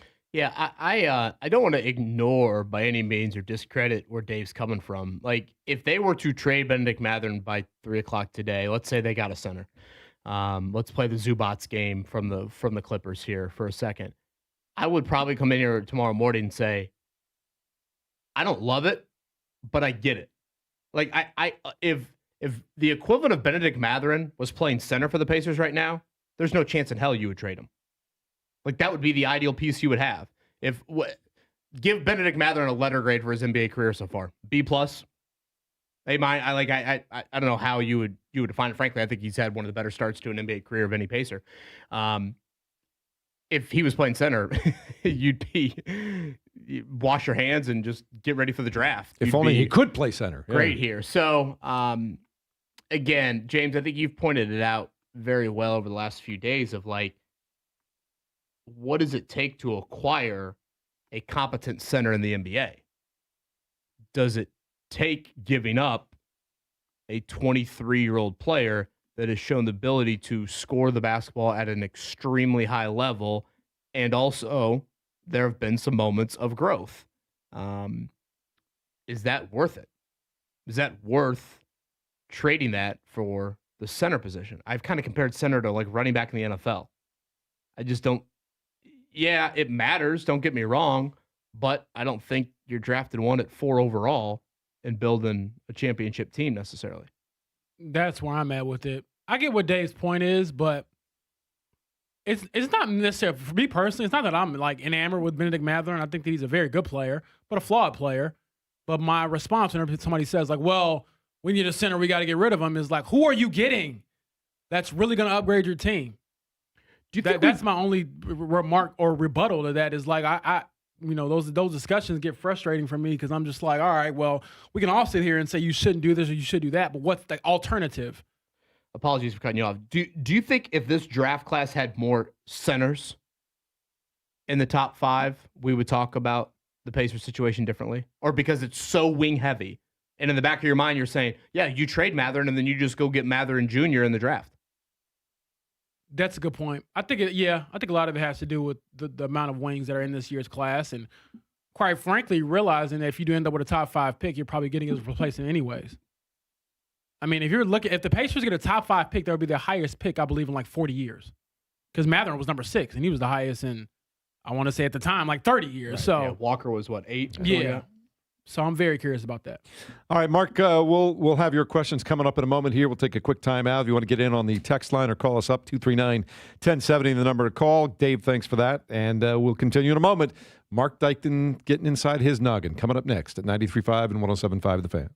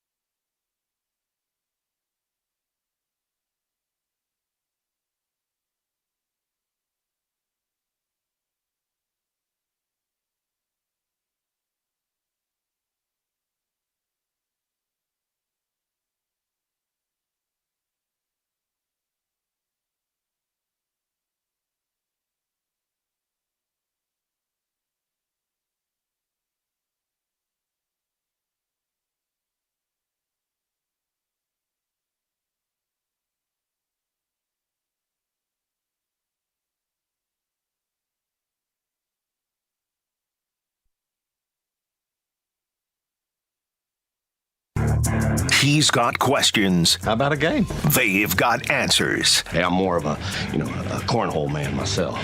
Sports, music, movies. What? High fashion. That Hansel's so hot right now. And everything in between. You ever seen a foot with 4 toes? It's time to get a glimpse into the mind of Mark Dykton. Stop it, you're scaring me. It's time for I Gotta Know. Okay, you two punks, I want a good, clean fight. Let's get it on. All right, boys, we've been talking about NBA trade deadline all morning long. So, your level of disappointment if the Pacers do not make a move before the deadline today? I'm going to say on a scale of 1 to 10, the level of disappointment, they don't make a move, would probably be like a 2. I wouldn't be upset about it at all. I would honestly try to rationalize why they didn't make the move. And as we talked about, I don't know if there's a great move out there to be made. I don't want to go 0, but I'll even say 1 to kind of emphasize what you're saying there, James. I would not be disappointed in the least if the Pacers stand pat right now, knowing they've got a big draft pick coming up, knowing there's some things they can still do down the road. Again, if it turns out you can make a deal that completely and clearly makes you better, I get it, but I don't see that happening right now. Yeah, Mark, I know we've done the Mathurin thing pretty much all week long, but they could do something else that's not involving him. Again, they're about $5 or $6 million underneath the luxury tax. So given that, I'd go a little higher than what these two are going. I'd probably go a little bit more like 4 or 5 just because I do think there's an opportunity, again, not Mathurin related, to still do something that could help you out later down the road. Yeah, I'm there with you, Kevin. I think you don't necessarily have to get someone that impacts the team right now, but could you get some draft compensation going forward so you can even have a bigger haul come the draft? Right, or take on some forward. salary, but get that draft compensation. You don't have to deal Mathurin necessarily, but if you can get some compensation that helps you going forward and doesn't tank your draft odds, I'm all for that one. All right, the worst thing currently going on in sports, the NIL in college, load management in the NBA, the MLB spending discrepancy, officiating across the board, or other. What is the one thing that's driving you guys nuts in the current sports climate right now? I'll start off. Old school. Load management drives me crazy. Now, if it's an older player who's dealing with specific issues, I get that. Guys that are relatively healthy in their mid-20s in the NBA, there's no excuse to not be playing basketball. 0. Again, if you're nursing an existing injury, I get it. But load management for its own sake, no thank you. We'll talk to the Pacers the other night. I will go with Mark, the, I guess, recent epidemic we've seen, particularly in college basketball, of the guys that have signed professional contracts coming back to playing college basketball. I mean, I could, trust me, when you list that list, I was waiting for you to say all the above. But that would be the area I'd go. In particular, like the Alabama situation with that big dude. If you have signed a professional contract, no, there's no way, especially played in those games, there's no way you should be going back to college. Just to be different, I'll go with officiating. It always blows my mind that NFL officials, I believe, are not full-time employees, and so you pay for what you get. And when you get certain things that are happening in the league and certain calls that decide seasons and stuff like that, I think that can be always cleaned up a little bit more. I'm always confused by the NFL, like how much technology should you use, how much of it's human error. I'm not a big fan of where things are headed. I know Roger Goodell said something like, our officials are great. And I'm like, well, you work for the NFL, brother. So I would say the same thing if I was getting, I think he's getting, $50 million a year to be the commissioner? I would say the same thing as you. I don't agree with it, though. Okay, Hall of Fame announcement should be tonight at some point in the NFL Honors Program. We mentioned it a little bit earlier this week, but I want to get a vibe in the room. Would you rather have the Hall of Fame vote live broadcast or the NBA lottery?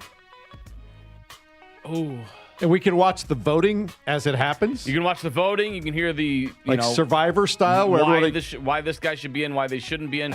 You get the full broadcast of that, or you get to go behind the curtain and get the NBA lottery because they never show the lottery balls. They kick all the media out. So would you like to get a peek behind the curtain and see how legit this whole thing is? I'll go NBA lottery. The Hall of Fame call is like 9 hours long. Yeah. Can you imagine watching anything for 9 hours? It's called C-SPAN. I was going to say, some people watch the whole Godfather series, The Lord of the Rings, all back to back to back. So you can do 9 hours easy. The Titanic was just under 9 hours I'll long. probably go with the ping pong balls. I want to say Scott Agnew actually a few years ago had a chance to go in the room and actually watch. Correct. Take your phone and things like that. So I would actually love to hear his perspective on that later in the show. So I'll roll with that one because I think a lot of people have conspiracy theories about how it goes, but I just don't believe in that stuff. The frozen envelope for Patrick Ewing and all that stuff. Right. Yeah. I think here's what we've got. If you can give me a reality TV producer that can edit down that 9-hour meeting into like 45 minutes to an hour, and then when they announce who's getting into the Hall of Fame, Survivor style, everybody has to write down their ballot and put it and fold it up and put it in like a container, and just have like Jeff Probst one by one counting votes. That I'd watch. I would like to just hear like the arguments why like guys like Bill Belichick and stuff aren't getting in. So I'd like to see that because then people have to put their names on it. You're hearing their side of it. It's like, oh, maybe I didn't think about that. So I'd be interested by that. But yeah, I could just see Jeff Probst telling Bill Belichick he's not in the Hall of Fame. Bring your torch over. He extinguishes Bill Belichick's torch. Come on, Jordan. We're going to Cabo. All right, teams that can go worst to first in 2026 in the NFL.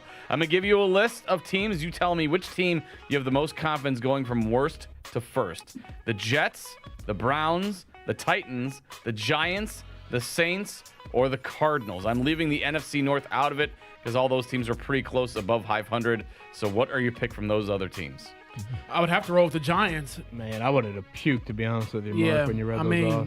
Those are some bad choices, but probably the Giants because you got something in Jackson Dart. Just tell them that it's the NFL and we don't want the. What did he say last year? Watch my high school tape. You know, that's how I've always played my entire life. We'll change that because if you keep running around, you're not going to last very long in the NFL. But he's a pretty good player. Cam Scatterbo before the ankle injury was showing some promise, and you get Malik Neighbors back, and of course, John Harbaugh is there as well. So I'll say Saints because it's the worst division. And I feel like the NFC South just flip a coin there. Patriots, I believe, would be the third team since realignment in 2002 to go from last in their division to then win a Super Bowl. I believe you had the Eagles, I think the Nick Foles Eagles, and then Colts fans don't want to remember that one, but the Saints back in 2009. So I'll go there, Mark. I'm going to go with the NFC South as well. It seems to be that's the division where typically we see worst to first. And, oh, by the way, New Orleans won 4 of their last 5 games.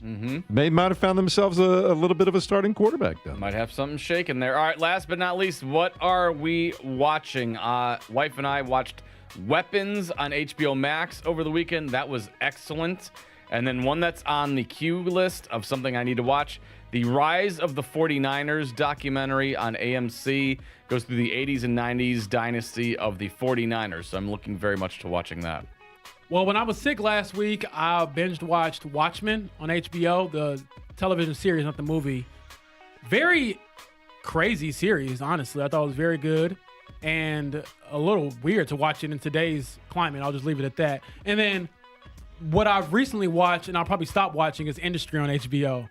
The show I saw your tweets about that. It's an insane show. It's not appropriate for anybody that is of the younger crowd, and even for the older crowd. It's just a lot going on, and yeah, I made it through the first season, and I think that I'm tapping out. Yeah, I told you guys yesterday I watched the Boys of 80, the Netflix documentary on the 1980 U.S. hockey team the other night. Really, really well done. Certainly much more of a player-driven documentary. For those that are still with us, and really a big focus on Herb Brooks, which I really enjoyed that aspect of it. Yeah, I thought it was a tremendous watch. I felt it felt different than Miracle, which I was kind of curious walking in. Is this just going to feel like the movie? And I thought it felt different. I went back and watched like the last 3 episodes over the weekend of Severance from season 2. Because I'd kind of forgotten some of it and put that back together. And then in my next queue, see this thing, Mark, with Claire Danes, The Beast in Me? My mom has said it's excellent. I've heard really good things about that. That's what I'm going to be watching next. Although Kevin may have talked me into the Miracle on Ice documentary. Well, there you go. That's all I got, folks. Great questions as always, Mark. Mark Dykton. I gave the best done. answers of the bunch. We'll talk more NBA trade deadline, specifically with the Pacers. Scott Agnes covers the team for the Fieldhouse Files. Good friend of the station. He'll be on next at 93.5 and 107.5 The Fan.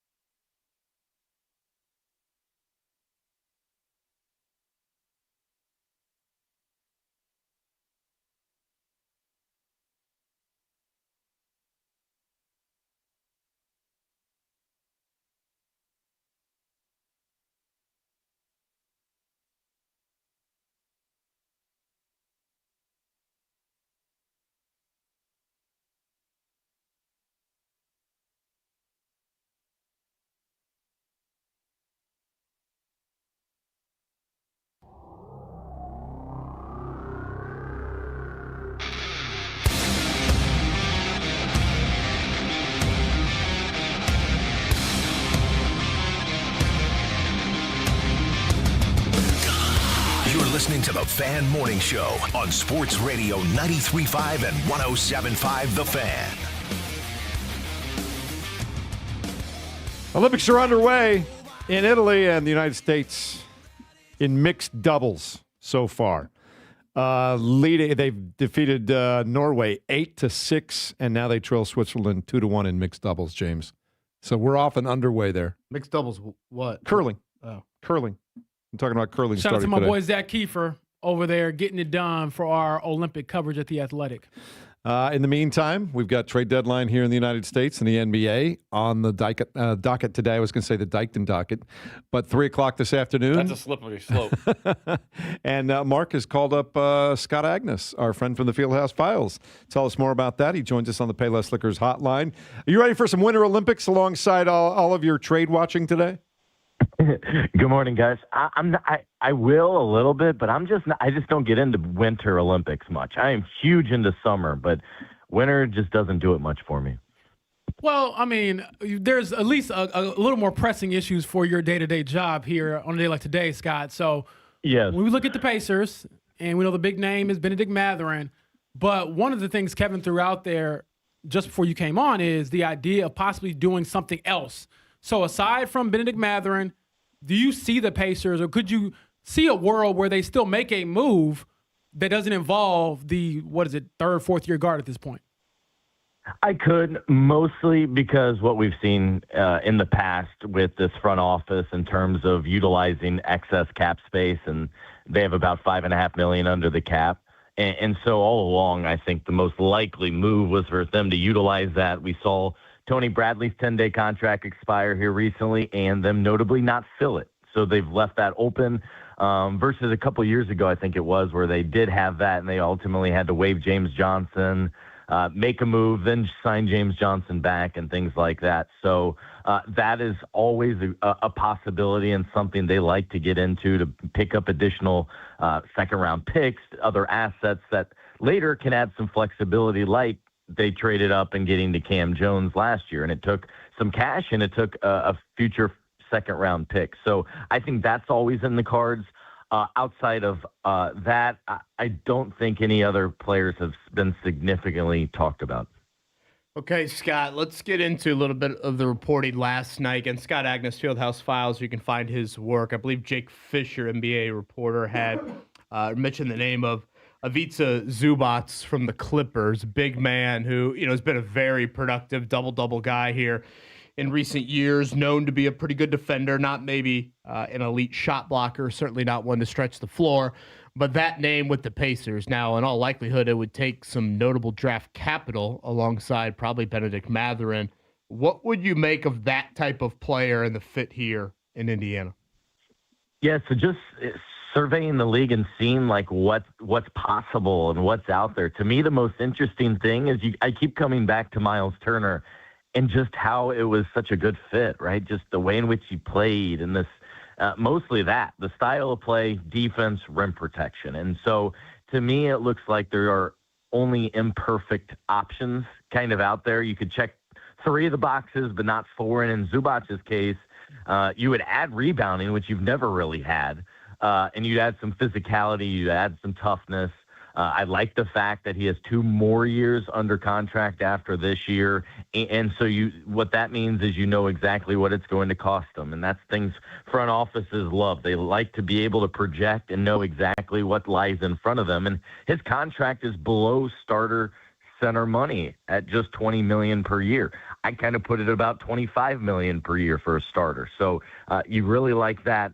To the detriment there is he's a guy, like you said, KB, that's not going to stretch the floor. He's not going to take 3-pointers, but he's more right under the basket, rebound, double-double, and add that physicality that they've always kind of lacked here in recent years. One more on kind of the deadline front, and listener John sent this in. Is there any thought, Scott, you think with Bennedict Mathurin specifically, of you get to the summer, you can still, as a restricted free agent, sign and trade him, but at that point, you'll know where your pick actually is. Because if you're drafting 3 overall versus 9 overall, I mean, that's a big, big difference. And again, there's a lot of unknown with how the lottery odds work, and we'll find out on Mother's Day exactly what the lottery order is for this upcoming draft.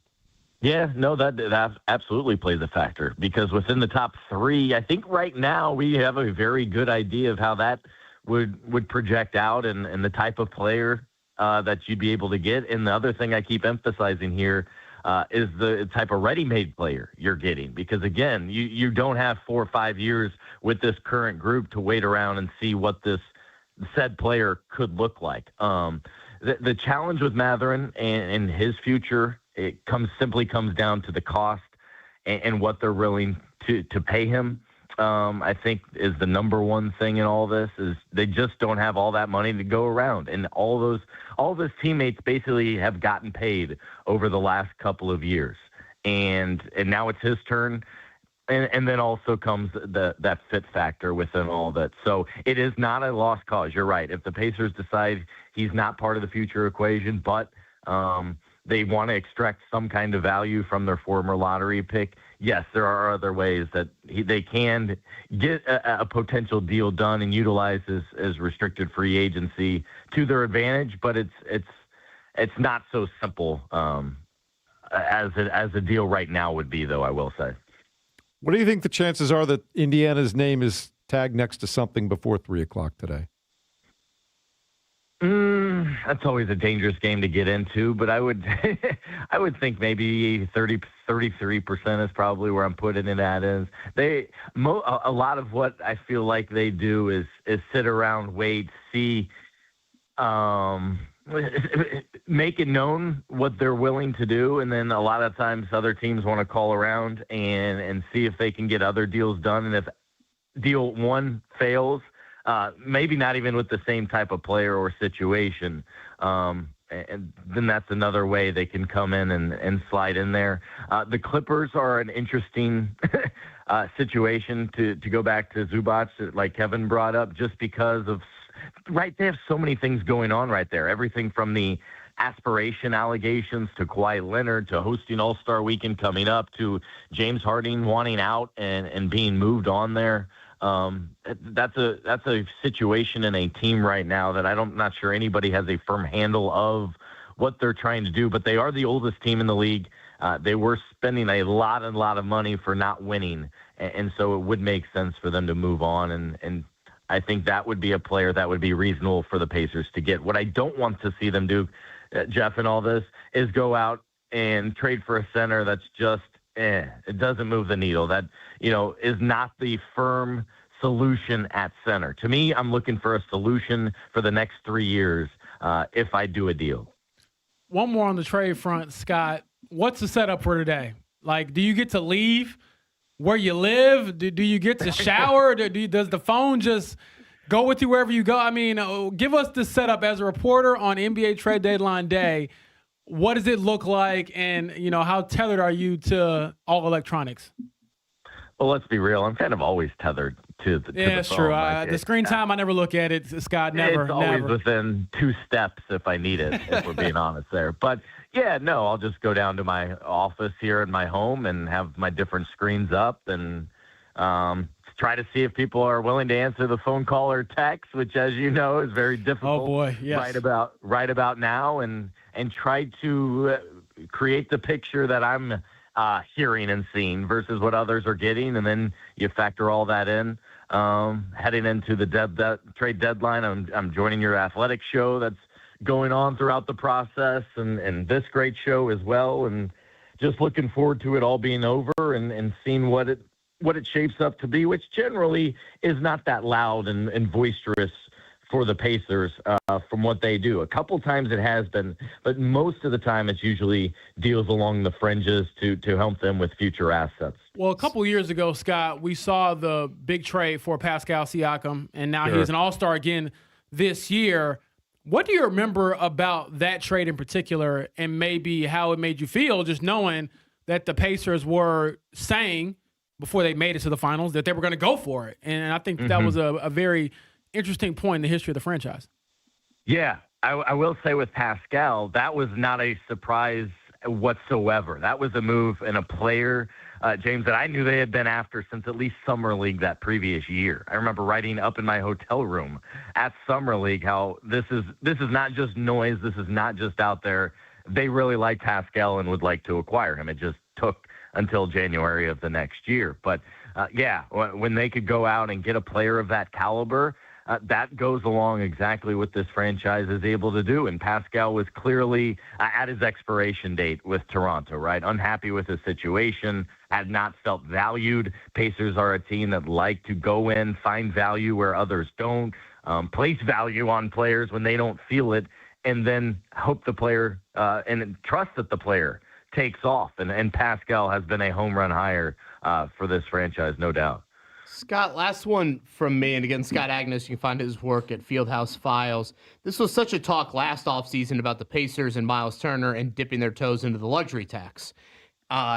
Is that a part of the Mathurin equation this time around? I mean, not that Matherin's going to net whatever it was that Turner got annually, but there's probably a decent chance at some point here with Halliburton returning, you might be more willing to get into that luxury tax. So I know they're about $5 or $6 million, I think, still underneath it. Is that part of the Mathurin equation, you think, at all, that would cause the Pacers to have any hesitancy in re-signing him? I think that absolutely plays a factor and is a discussion point with all this, because here's another thing to keep in mind. Assuming they keep their pick, and for right now, why wouldn't they going into next year, right? It's probably a top 4 pick is what you'd be looking at. The other thing you can't overlook is right away you got to slot in that money. And Cooper Flagg this year, I was amazed. I forgot the numbers have gone up this significantly for a first overall pick, and then it goes down after that. But he's getting $14 million this year. So pencil in $14 million slot for whoever their draft pick is this year. It may not be that high. Based on depending on what number it is. Well, there's a good money slot, and then if you want a working model of what it's going to cost for Mathurin, it's probably 18 to 25 million. If I'm Benedict, that's probably what I'm looking for within that window, based on what others have gotten and what I believe I deserve there. And so. I think whether it's $2 million into the luxury tax or $20 million, that is something the Pacers have to be prepared for and have to be willing to do. My belief is if they are able to, if they have a championship team, which they believe they will with Halliburton coming back, they have to be willing to go into the tax. But for this year, like they are, it is smart not to be in it, because then you're not paying a repeater tax. But I think it would be foolish not for that to enter the equation with Mathurin, whether he's a part of it and how much it would cost. Scott, as always, have fun today. I know this is a big day for you. We'll see if anything happens that changes the landscape of the NBA today. You never know. There's always a couple trades, even elsewhere, especially that are hiding in the weeds that end up happening right at the deadline. And so we'll see what those ultimately become. All right, buddy. Thank you. You can check your stuff out at the Fieldhouse Files on a guy, because, look, he is day in, day out. Pacers, Fever. He's the guy. I like him. Joining us here on the Payless Liquors hotline. Mark? Yes? Anything else you want to get to before we go to the check down here? You good? I'm good. All right. Looked like you had something to say over there. Maybe I misread. No, I was saying bye to Scott. Okay. Give my well wishes on a long day today for him. I swear, that was the friendliest 1 minute I've ever heard of Scott Agness. Jeff was talking about him like it was his son, and then Mark, just a genuine goodbye. Wow. See ya. I don't know if James and I hear that. Well, all I know is if you want a trade to go down, we need Scott Agness to go get a haircut or go to the grocery store. Like, this stuff always happens whenever you think for a slight second, maybe I can have a little bit of my life. Nope, don't do it. So that's true. I was at the Kroger when Jeff Saturday got hired as the Colts coach, and my phone exploded. That's what I'm saying, man. Aisle. Like, you got to go do something. So if we don't see a trade by 3 p.m., it's because Scott Agness didn't pull his weight. He didn't get up and move around and live real life. That's where I'm leaving that. You're saying, like, get the haircut, get the hot towel, and then when he's getting out of the hot towel, like, face rub, you can... That phone starts buzzing. There you go. Something. Exactly. You got to, prepare for these moments. And I think that's what we need Scott Agness to do. James, you brought this up yesterday. I did want to get back to it if we had a little bit more time. I think it's kind of a fun memory to go down, and it's probably one of my early childhood memories. We talked a little bit yesterday about the Olympics, the Winter Olympics. Again, the opening ceremony is tomorrow. And, what Olympic memories do you have? And honestly, it's probably one of my first sport memories, period, is Kerry Strug sticking the landing in the 96 Olympics in Atlanta. The Michael Johnson gold shoes is probably another early. I assume that was 96, right? I don't think that was 2000 Sydney, but I think it was 96 Atlanta. But I feel like for a lot of people, I don't know, maybe I'm just speaking a little bit from my own experience, but in a household, I feel like the Olympics is kind of a unifying. I mean, you guys hate your families, so you guys don't want to watch the Super Bowl with them. But I feel like the Olympics is a little bit more of a unifying. Dad, mom, kids watch it together. And so for me, that was probably one of my earliest sports memories was Kerry Strug sticking that landing. And what is it? Betta Caroli was at the U.S. coach. And and all that. And that was one I thought back on.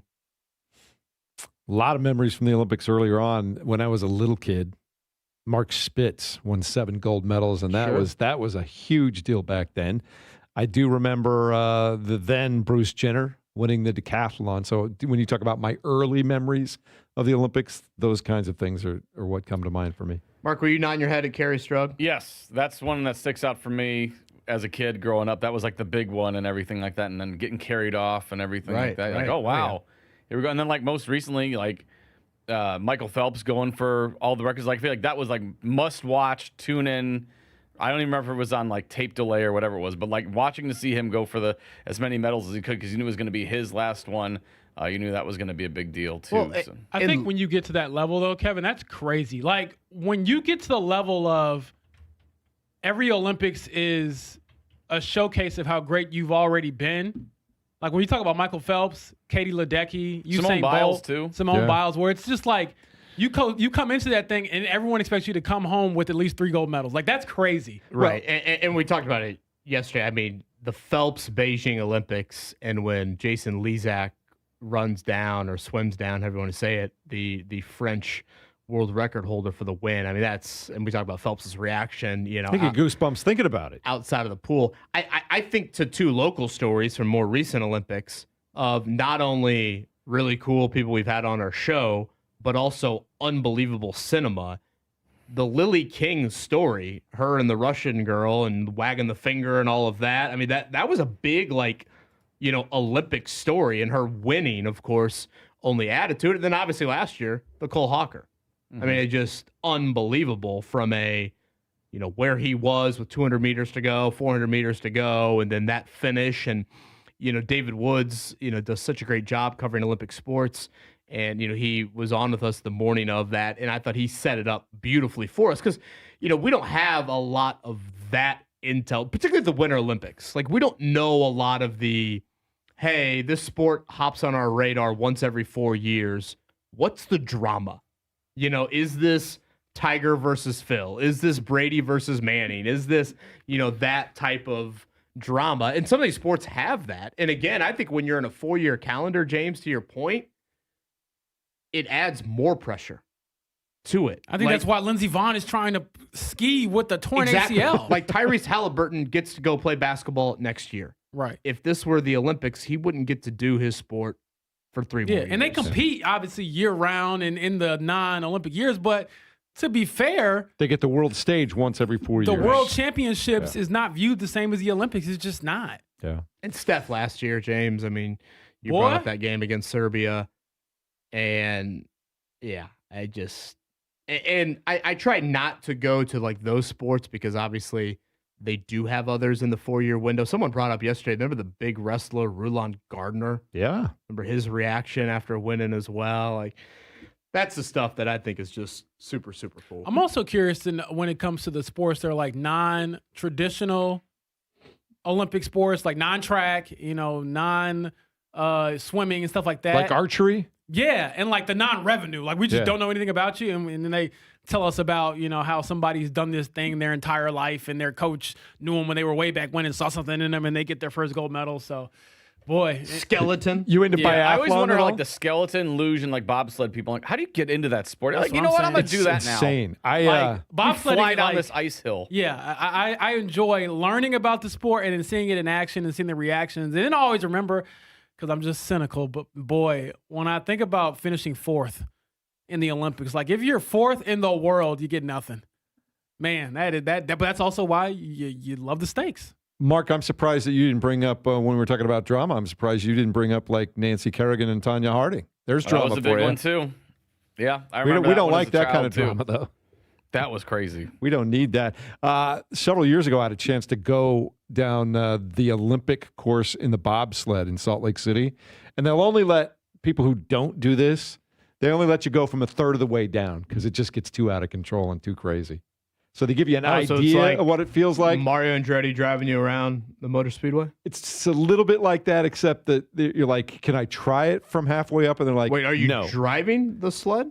Yeah, they put you in the sled with So it's just you? like another. No, they put you in with another person, and they Okay, let I you was go about like to a say. third of the way down. Who's operating the sled? You are. Professional, right? No, you are. They Wow. put you in a sled. That's why they'll only let you go at the time that they were doing it. I don't know if they've changed it since then, but they would let you go from a third of the way down, but no higher than that. So then All who's right, the so other person? You said we got Doug Bulls Just random coming up a week whoever. from tomorrow. Is that right, Mark? Yeah. Well, we got to be able to drive our own cars around IMS, right?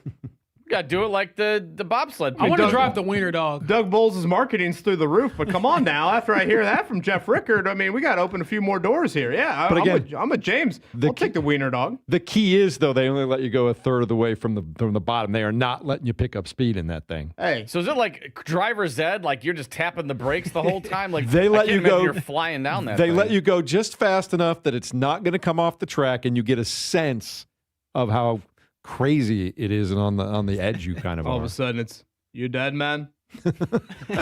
Get off the track now. Jeff's carrying a sled across the finish line. We got 20 minutes into Cool Runnings last night in the Bowen household. Oh, We're gonna have to finish it. everybody start getting tired. Is that what happened? Yeah, Max wasn't. Rosie actually was pretty into it. Max was like, "Can I watch Spidey?" Get it? I get it. A quick check down, Mark. The Morning Checkdown, brought to you by the Barbasol Horizon League Basketball Championships. March starts here. The Barbasol Horizon League Basketball Championships with NCAA tournament bids on the line. March 8th through 10th. Tickets and more at horizonleague.com/Indy. College basketball last night. Tough finish for the Butler Bulldogs. It looked like they were going to squeak out a road win in Big East play. They were tied and at the line with Finley Bizjack with just a few seconds remaining in regulation. He had already scored 12 for 12 from the free throw line, but he missed both free throws. Either one of them would have given them the lead and perhaps sealed the win, but they end up losing in double overtime with more key missed free throws in the overtime periods. And they lose 97-87 to Providence. That was just a hard one at the end to watch, Kevin. Tough. Yeah, brutal. Tough. Yeah, I honestly thought the foul call to get Bizjack to the line was questionable at best. So, looked like Little Butler ball was, don't lie? That's what I was thinking. Ball don't lie at Some the end basketball there. gods watching down there, but nonetheless, just as brutal of a loss as you can have there. So they are at Marquette coming up on Saturday, and we'll get a little update on Stink Robinson. He did not play last night, so Butler's already down Jalen Jackson, who was thought to be kind of their main ball handler, and now Stink Robinson, who's filling in, is thought to be kind of the next guy. So they were on their third string point guard last night, and so much on Bizjack's plate. It's one of those, like, I almost felt like it was the Josh Allen playoff game. It's like you scored 30 points, Bizjack has 30 points, and yet he's the one that you point to there at the end. Louisville beat Notre Dame 76-65 last night. Coming up on Saturday at noon, you get Indiana hosting Wisconsin. At 1, Purdue, Oregon. At 2, Butler at Marquette. And at 4, Florida State at Notre Dame. You might not get out of your chair Saturday afternoon. Boy, tell that to the missus. Good luck with that. Women's basketball last night, Indiana won again. They got a 77-74 road win over Wisconsin last night, and Purdue at home just coming up short in overtime. They lose to Penn State 85-82. The NCAA has denied a waiver for Ole Miss quarterback Trinidad Chambliss. He had been competing in Division II and only played 2 games in one of the seasons that he spent there. He was arguing that he should get a red shirt back to the Division II season. The NCAA says, no, we're not going to do that. So he can appeal that still. Brother, go to the NFL. Your time has come and passed. See what happens. The Olympics are underway, and curling is where the United States has its first competition. So far this morning, they've defeated Norway 8-6 in mixed doubles curling, and now they have, at the half, Kevin, taken a 5-2 lead over Switzerland. Let's go. Red Panda performing at halftime? Maybe. Didn't the Athletic just put out a huge, nice little big article on her? Coming back from the injury and everything? I did not see it, but I'll take your word for it. It might not have been the Zach Athletic. Kiefer feature. Hey, I'll read anything he writes. What else? Anything else you guys want to throw in? Got the trade deadline to Gordon Hayward. Jersey retired over at Brownsburg High School coming up tonight. This is actually a busy night for boys high school hoops with the girls basketball sectionals coming up Friday and Saturday. The boys shift a lot of their games to this Thursday there. So I remember that run for Brownsburg quite fondly. Obviously, the iconic shot that went in to beat Marion in the state final game. But Ben Davis and Pike in the sectional, the 3 to beat Decatur Central, to get out of sectionals, beat a great Carmel team back when we did the morning, afternoon regional round there. So Julian Mavunga, Gordon Hayward, shout out to that 2008 Brownsburg Bulldog team. Man, did you see Portland got the biggest win in basketball history for that school last night, knocking off Gonzaga, number 16? Couple upsets, right? Gonzaga, Yeah. Michigan State. I feel like there's one more other ranked team that lost. Tough night, though, for the Butler Bulldogs last night in college basketball. All right, coming up in a moment, more on the trade deadline to come.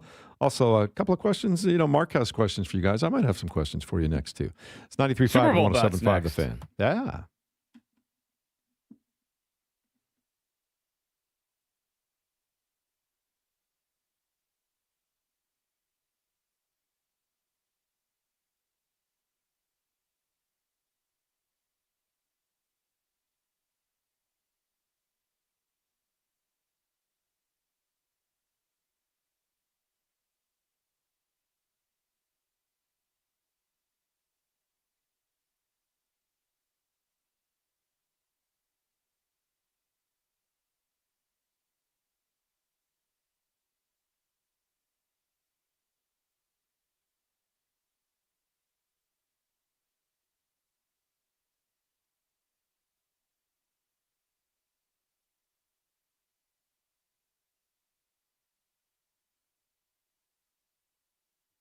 The Daisy brand, it is a must here. Certainly, we've got quite the appointment viewing coming up on Sunday. And when you are heading to that party, you want to be someone that gets invited back, somebody that people appreciate. The French onion dip, the ranch dip from Daisy is excellent. Real herbs and spices, ingredients you would find in your own kitchen. Again, that is the Daisy brand. The French onion dip, the ranch dip are absolutely perfect. Chips, wings, veggies, I don't care what the sidekick is. You will thank me later when you have them. We had a listener that reached out and said, yep, not going to lie, that French onion dip, it slaps, which I believe that's pretty good lingo for the young kids out there. So it slaps. French onion dip, ranch dip, Daisy brand. Thank me later.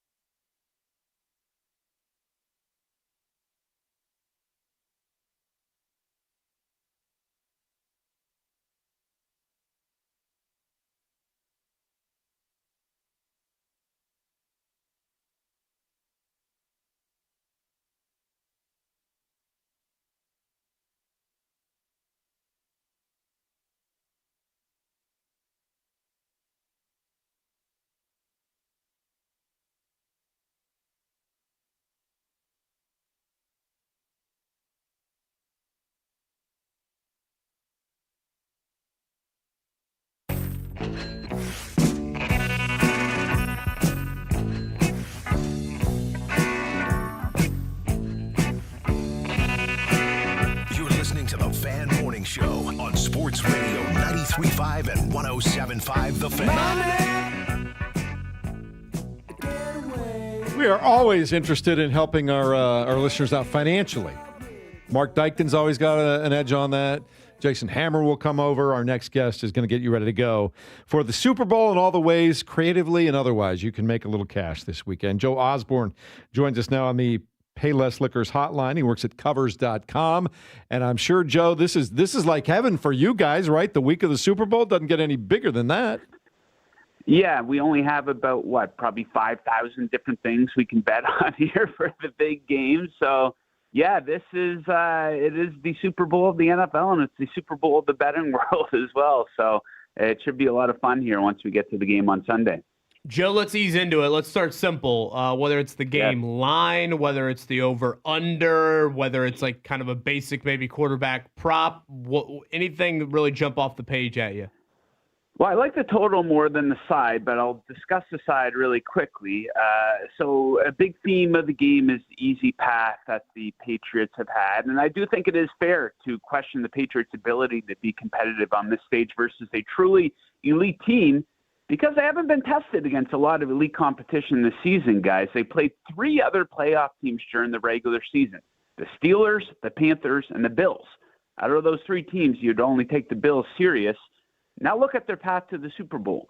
Dome quarterback playing in winter conditions in Justin Herbert. Dome quarterback and C.J. Stroud playing in winter conditions in New England. Then they barely snuck by Jared Stidham. I think Seattle has more depth on both sides of the ball, better at the skill positions on offense. Now that all said, in terms of side or total, I absolutely love the over on this total of 45.5. A couple of big reasons. The Seahawks offense is on fire. They've dropped 72 points in their 2 playoff games so far. And they also had a couple high-scoring outputs down the stretch run of the regular season. As for the Patriots, you might look at their games in the playoffs and think, geez, they played in a lot of low-scoring games. Of course they have, guys. Those dome quarterbacks playing in frigid winter conditions in New England. Then, of course, they go to Denver to take on Jared Stidham, snowstorm in the second half of that game. I think this could be a good opportunity for Drake May to come back to life here. You know, I think those winter conditions really impacted his ability to move the football. Could look like an MVP. So here's the thing. Seattle's defense, yes, they are really good, and everybody, including myself, will criticize the Patriots' easy level of competition. Look at some of the quarterbacks this Seattle defense has faced down the stretch of the regular season. Bryce Young, Phillip Rivers, Kirk Cousins, Max Brosmer, Cam Ward, Jacoby Brissett. So, of course, they're going to look fantastic defensively. When they faced a really good offense in the Rams, they easily went up and down the field on them. So I think the Patriots will be able to contribute to the scoring, at least get to 20 points in this one. Seattle will get theirs too, so I love the over 45.5. Joe, when we look at individual bets in this game, are there any lines, for example, like catches for Jackson Smith and Jigba that intrigues you about this matchup? Yeah, I think my favorite prop is Kenneth Walker to go over his receiving yard totals down to 20.5 receiving yards. And he's been on fire in this department for a running back. He's topped this mark in 4 of his last 5 games where he's averaging 36.8 receiving yards. And I think he's going to have a heavy workload. No Zach Charbonnet, who had a lot of touches for Seattle during the regular season. And this is a great matchup. The Patriots have allowed the 6th most receptions to the running back position this season. He's going to be on the field a lot. He's going to have his fingerprints all over the ball, so I love him to go over 20.5 receiving yards. Joe, I'm always looking for value, right? We're always looking for value. Anytime touchdown scores, am I crazy to think that like Hunter Henry at plus 240 or Rashid Shaheed at plus 350 might be sneaky plays there?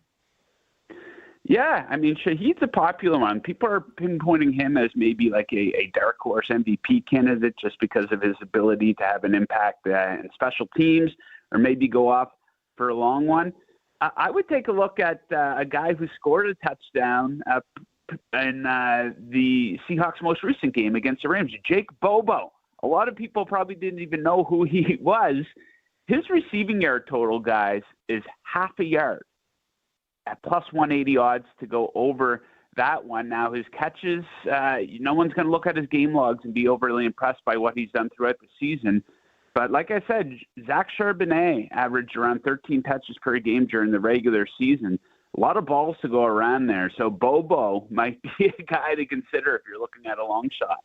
All right, Joe. Joe Osborne, Covers.com. I liked, and I know it sounds crazy, the first penalty of the game. I feel like we now call illegal formation all the time. Yeah, you get a little juice of that, plus 1,200. Let's go obscure. What do you like off the board, not of anything of the generic? For our true degenerates out there, what do you like? Yes, let's go. Let's have a little bit of fun, guys, and take the color of the first Gatorade poured on the winning coach to be water/clear. Now, this is considered a longer shot in this market, 11-1 odds. And my logic is pretty simple here, guys. I think it's almost guaranteed that there's going to be water on the sidelines. Can you say that about every other color of Gatorade? I don't think that's the case. Now, I think it's due. It hasn't hit since Super Bowl 42 between the Patriots and the Giants. Since I started keeping track, though, it has hit on 4 different occasions. So I think that could be worth a little bit of a sprinkle there if you're looking for a fun long shot bet. What about national anthem? Straight up 2 minutes for Charlie Puth. Oof, geez, that isn't one that I really dug into. That is one, though, that the line does move on quite a bit. Like, it's at 2 minutes right now. You said that's going to be a completely different number by the time you get to the game. So if you do have a strong feeling on that one way or the other, I would recommend getting your wager in on that. You see stuff like, I remember a couple of years ago, someone was outside the stadium when there was a rehearsal done, and they recorded it and shared the number with all the bettors out there, and had a pretty big impact on the final line for that one. Any odds on whether or not Giannis Antetokounmpo gets moved today?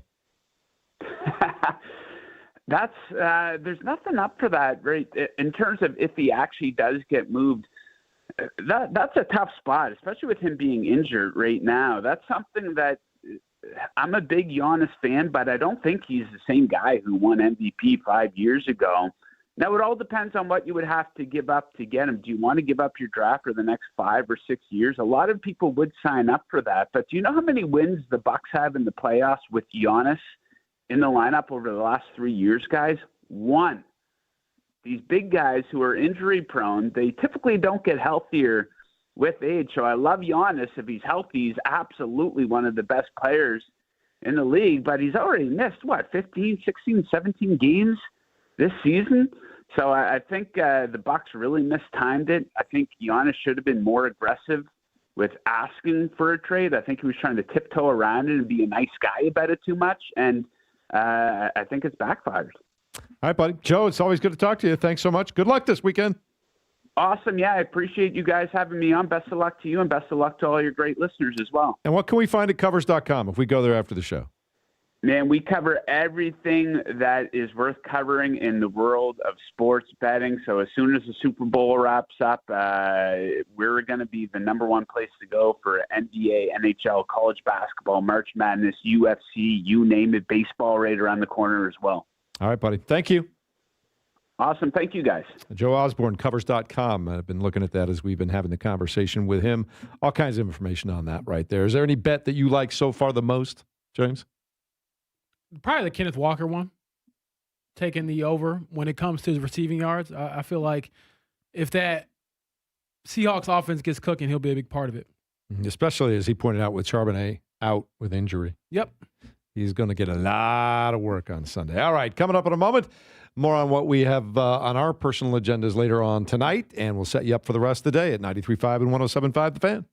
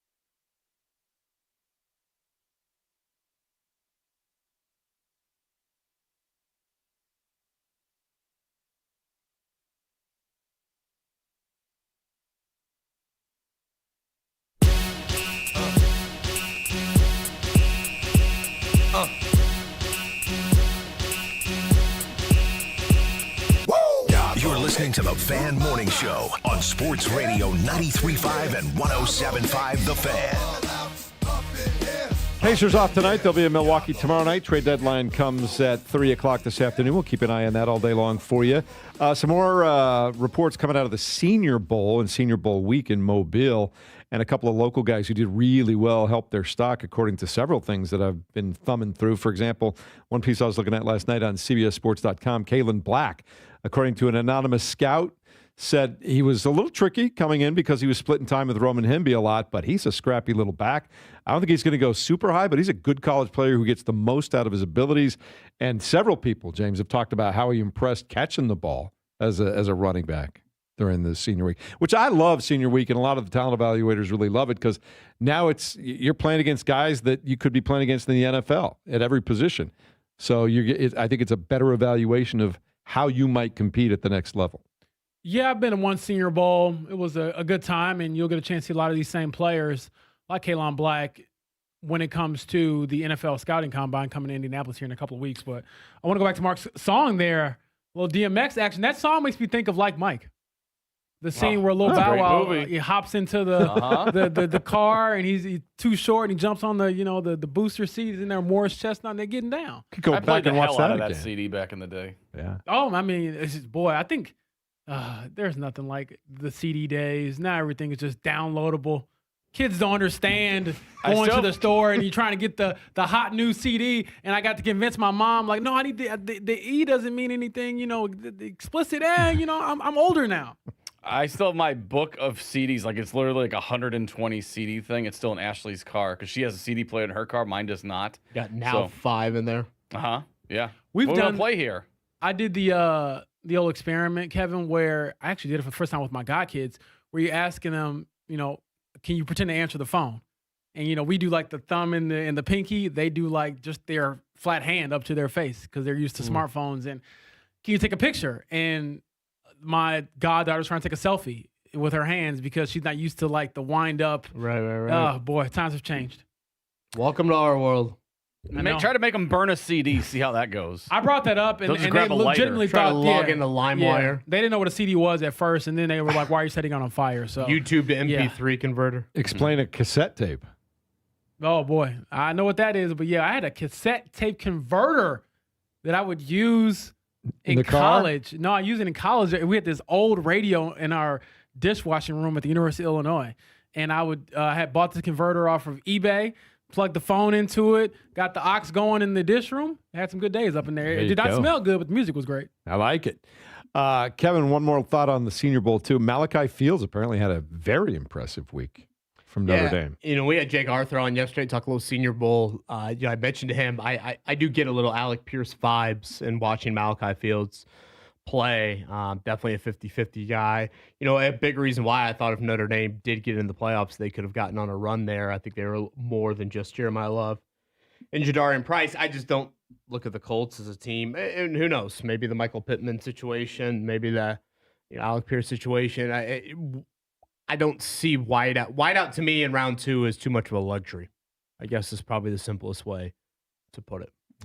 Mark, we had talked earlier in the show about the possibility of your Chicago Bears moving to the state of Indiana, and we got a little bit of an update out of one of the sports stations in Chicago yesterday, did we not? Yes, so Waddle and Silly, which I listen to keep in touch with the Chicago sports scene, they've been boots on the ground and talking to people, and Mark Silverman, who's been on this show before, discussed what he's hearing from not only in the Bears front office, but also among the Illinois legislature. From what I've been understanding is the Bears have been at this for 3 years. They're frustrated too, and that they will take their bags and they will move to Northwest Indiana. And that we could get movement on this by the end of the month or early March. Interesting. And this could be coming down the pipe soon. And this is not, and I guess the big headline here is, for anyone who thinks two things, that the Bears are using Indiana as leverage. Maybe to a point, but that's not the basis of this. They're getting a great deal in Indiana. They have an option. Yes, they have options. And from what I've been told is the state of Indiana would by far give them the best financial agreement. They have all the authority in the process. They will build the stadium for the Bears. The Bears will run the stadium. There will not be an Indiana Park District or any sort of issue where the Park District could invite this soccer game or this concert. The Bears will be basically the superintendent of the stadium. And so financially, they are getting what this could be is a huge, huge financial deal. The other side of it is they prefer the land in Arlington Heights and want to build there. But it would cost them $2 billion, which they are willing to do. They are willing to spend $2 billion and own their own stadium in Arlington Heights. They prefer the land. They prefer to stay in the state of Illinois. But if by the end of the legislature session at February, they hear, wait, we need more time, or it's a no-go, the Bears, from what I've been told, are gone. Well, I say pack them up in the middle of the night like the Colts did, baby. Worked out pretty well for this franchise. Mark, would you drive one of those trucks? The Mayflowers? I mean, yeah. For a commute from my parents' house, yeah. Mark, what do you think the time would be from their facility to the stadium? 2 hours. Hallis Hall is in Lake Forest, Illinois, which is north of the city. Yeah. That is a hike. Compared to what from Hallis Hall to Arlington Heights? 20 minutes. I was going to say 20 minutes, yeah. Boy. Yeah, it is interesting. You'd have to build a facility by their stadium. Like, that would have to be part of the deal. Because there's no way you're hiking 2 hours from Hallis Hall to Soldier Field, in northwest Indiana. Well, I mean, you're only in your stadium 8 times out of the year. Even still, you want players doing a 2-hour commute? Well, I mean, they're only commuting on game days, right? But there are a lot of NFL teams who have their facilities adjacent to stadiums. There are a few. I don't know too many that are 2 hours away from the stadium. Yeah, but it's not like you're going there during the week. I mean, you're only going there on Sundays, and you're staying. Have you seen Chicago traffic? Yeah. Well, you're staying in a team hotel the night before the game. I mean, the Colts players are not sleeping in their own beds the night before a home game. I don't know if people fully realize that, but what hotels are in Gary, Indiana? The Ramada Inn? They'd have to build another one, or go to the Blue Chip in Michigan City. You can stay on the south side of Chicago if you really want to. Continue down that path. A lot of that just seems to me as the Bears have contacted whoever that is and said, hey, let's make sure we get this message out and make the legislators shake a little bit. Legislators haven't been shaking at all the last couple of years. I think that's where the Bears are frustrated because they have been told repeatedly, yeah, we'll get to it. Not yet. The 3-year process that they've been waiting. What does that do to the economy in Northwest Indiana where, look, there's no question, there's some hard scrabble stuff up there. What's it do to the economy? You're more familiar with that area, James. Does that change anything up there? I'm not what's the word, economist. I think it would provide a lot of jobs, possibly, but I guess we'll cross that bridge when we get there. And again, some of that, if you believe everything that you heard there, I mean, it sounds like they don't want necessarily the most multi-purpose facility or what they say. Yeah, we don't want soccer games in that stadium. Well, I mean, that's going to neglect some of the amount of usage there. So, obviously the game day jobs speak for itself, but, is this really going to be, one of these new venues that we see with an entertainment district around it? I mean, that's what the new stadium thought is. You build the stadium, you create the entertainment district around it. I don't know. Maybe this goes next to the casino to a little bit of an already existing district, but doesn't sound like too much of that. It'll be fascinating to watch over the next 30, 60 days or so to see what they do with all of that. It's going to be a fascinating day in the NBA. Does Giannis get moved? Do the Pacers do anything?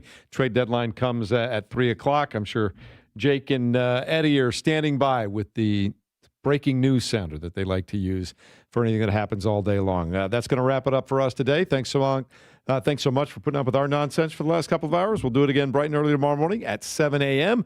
Once again, Jake comes your way from noon to 3, JMV from 3 to 6. It's all right here on The Fan.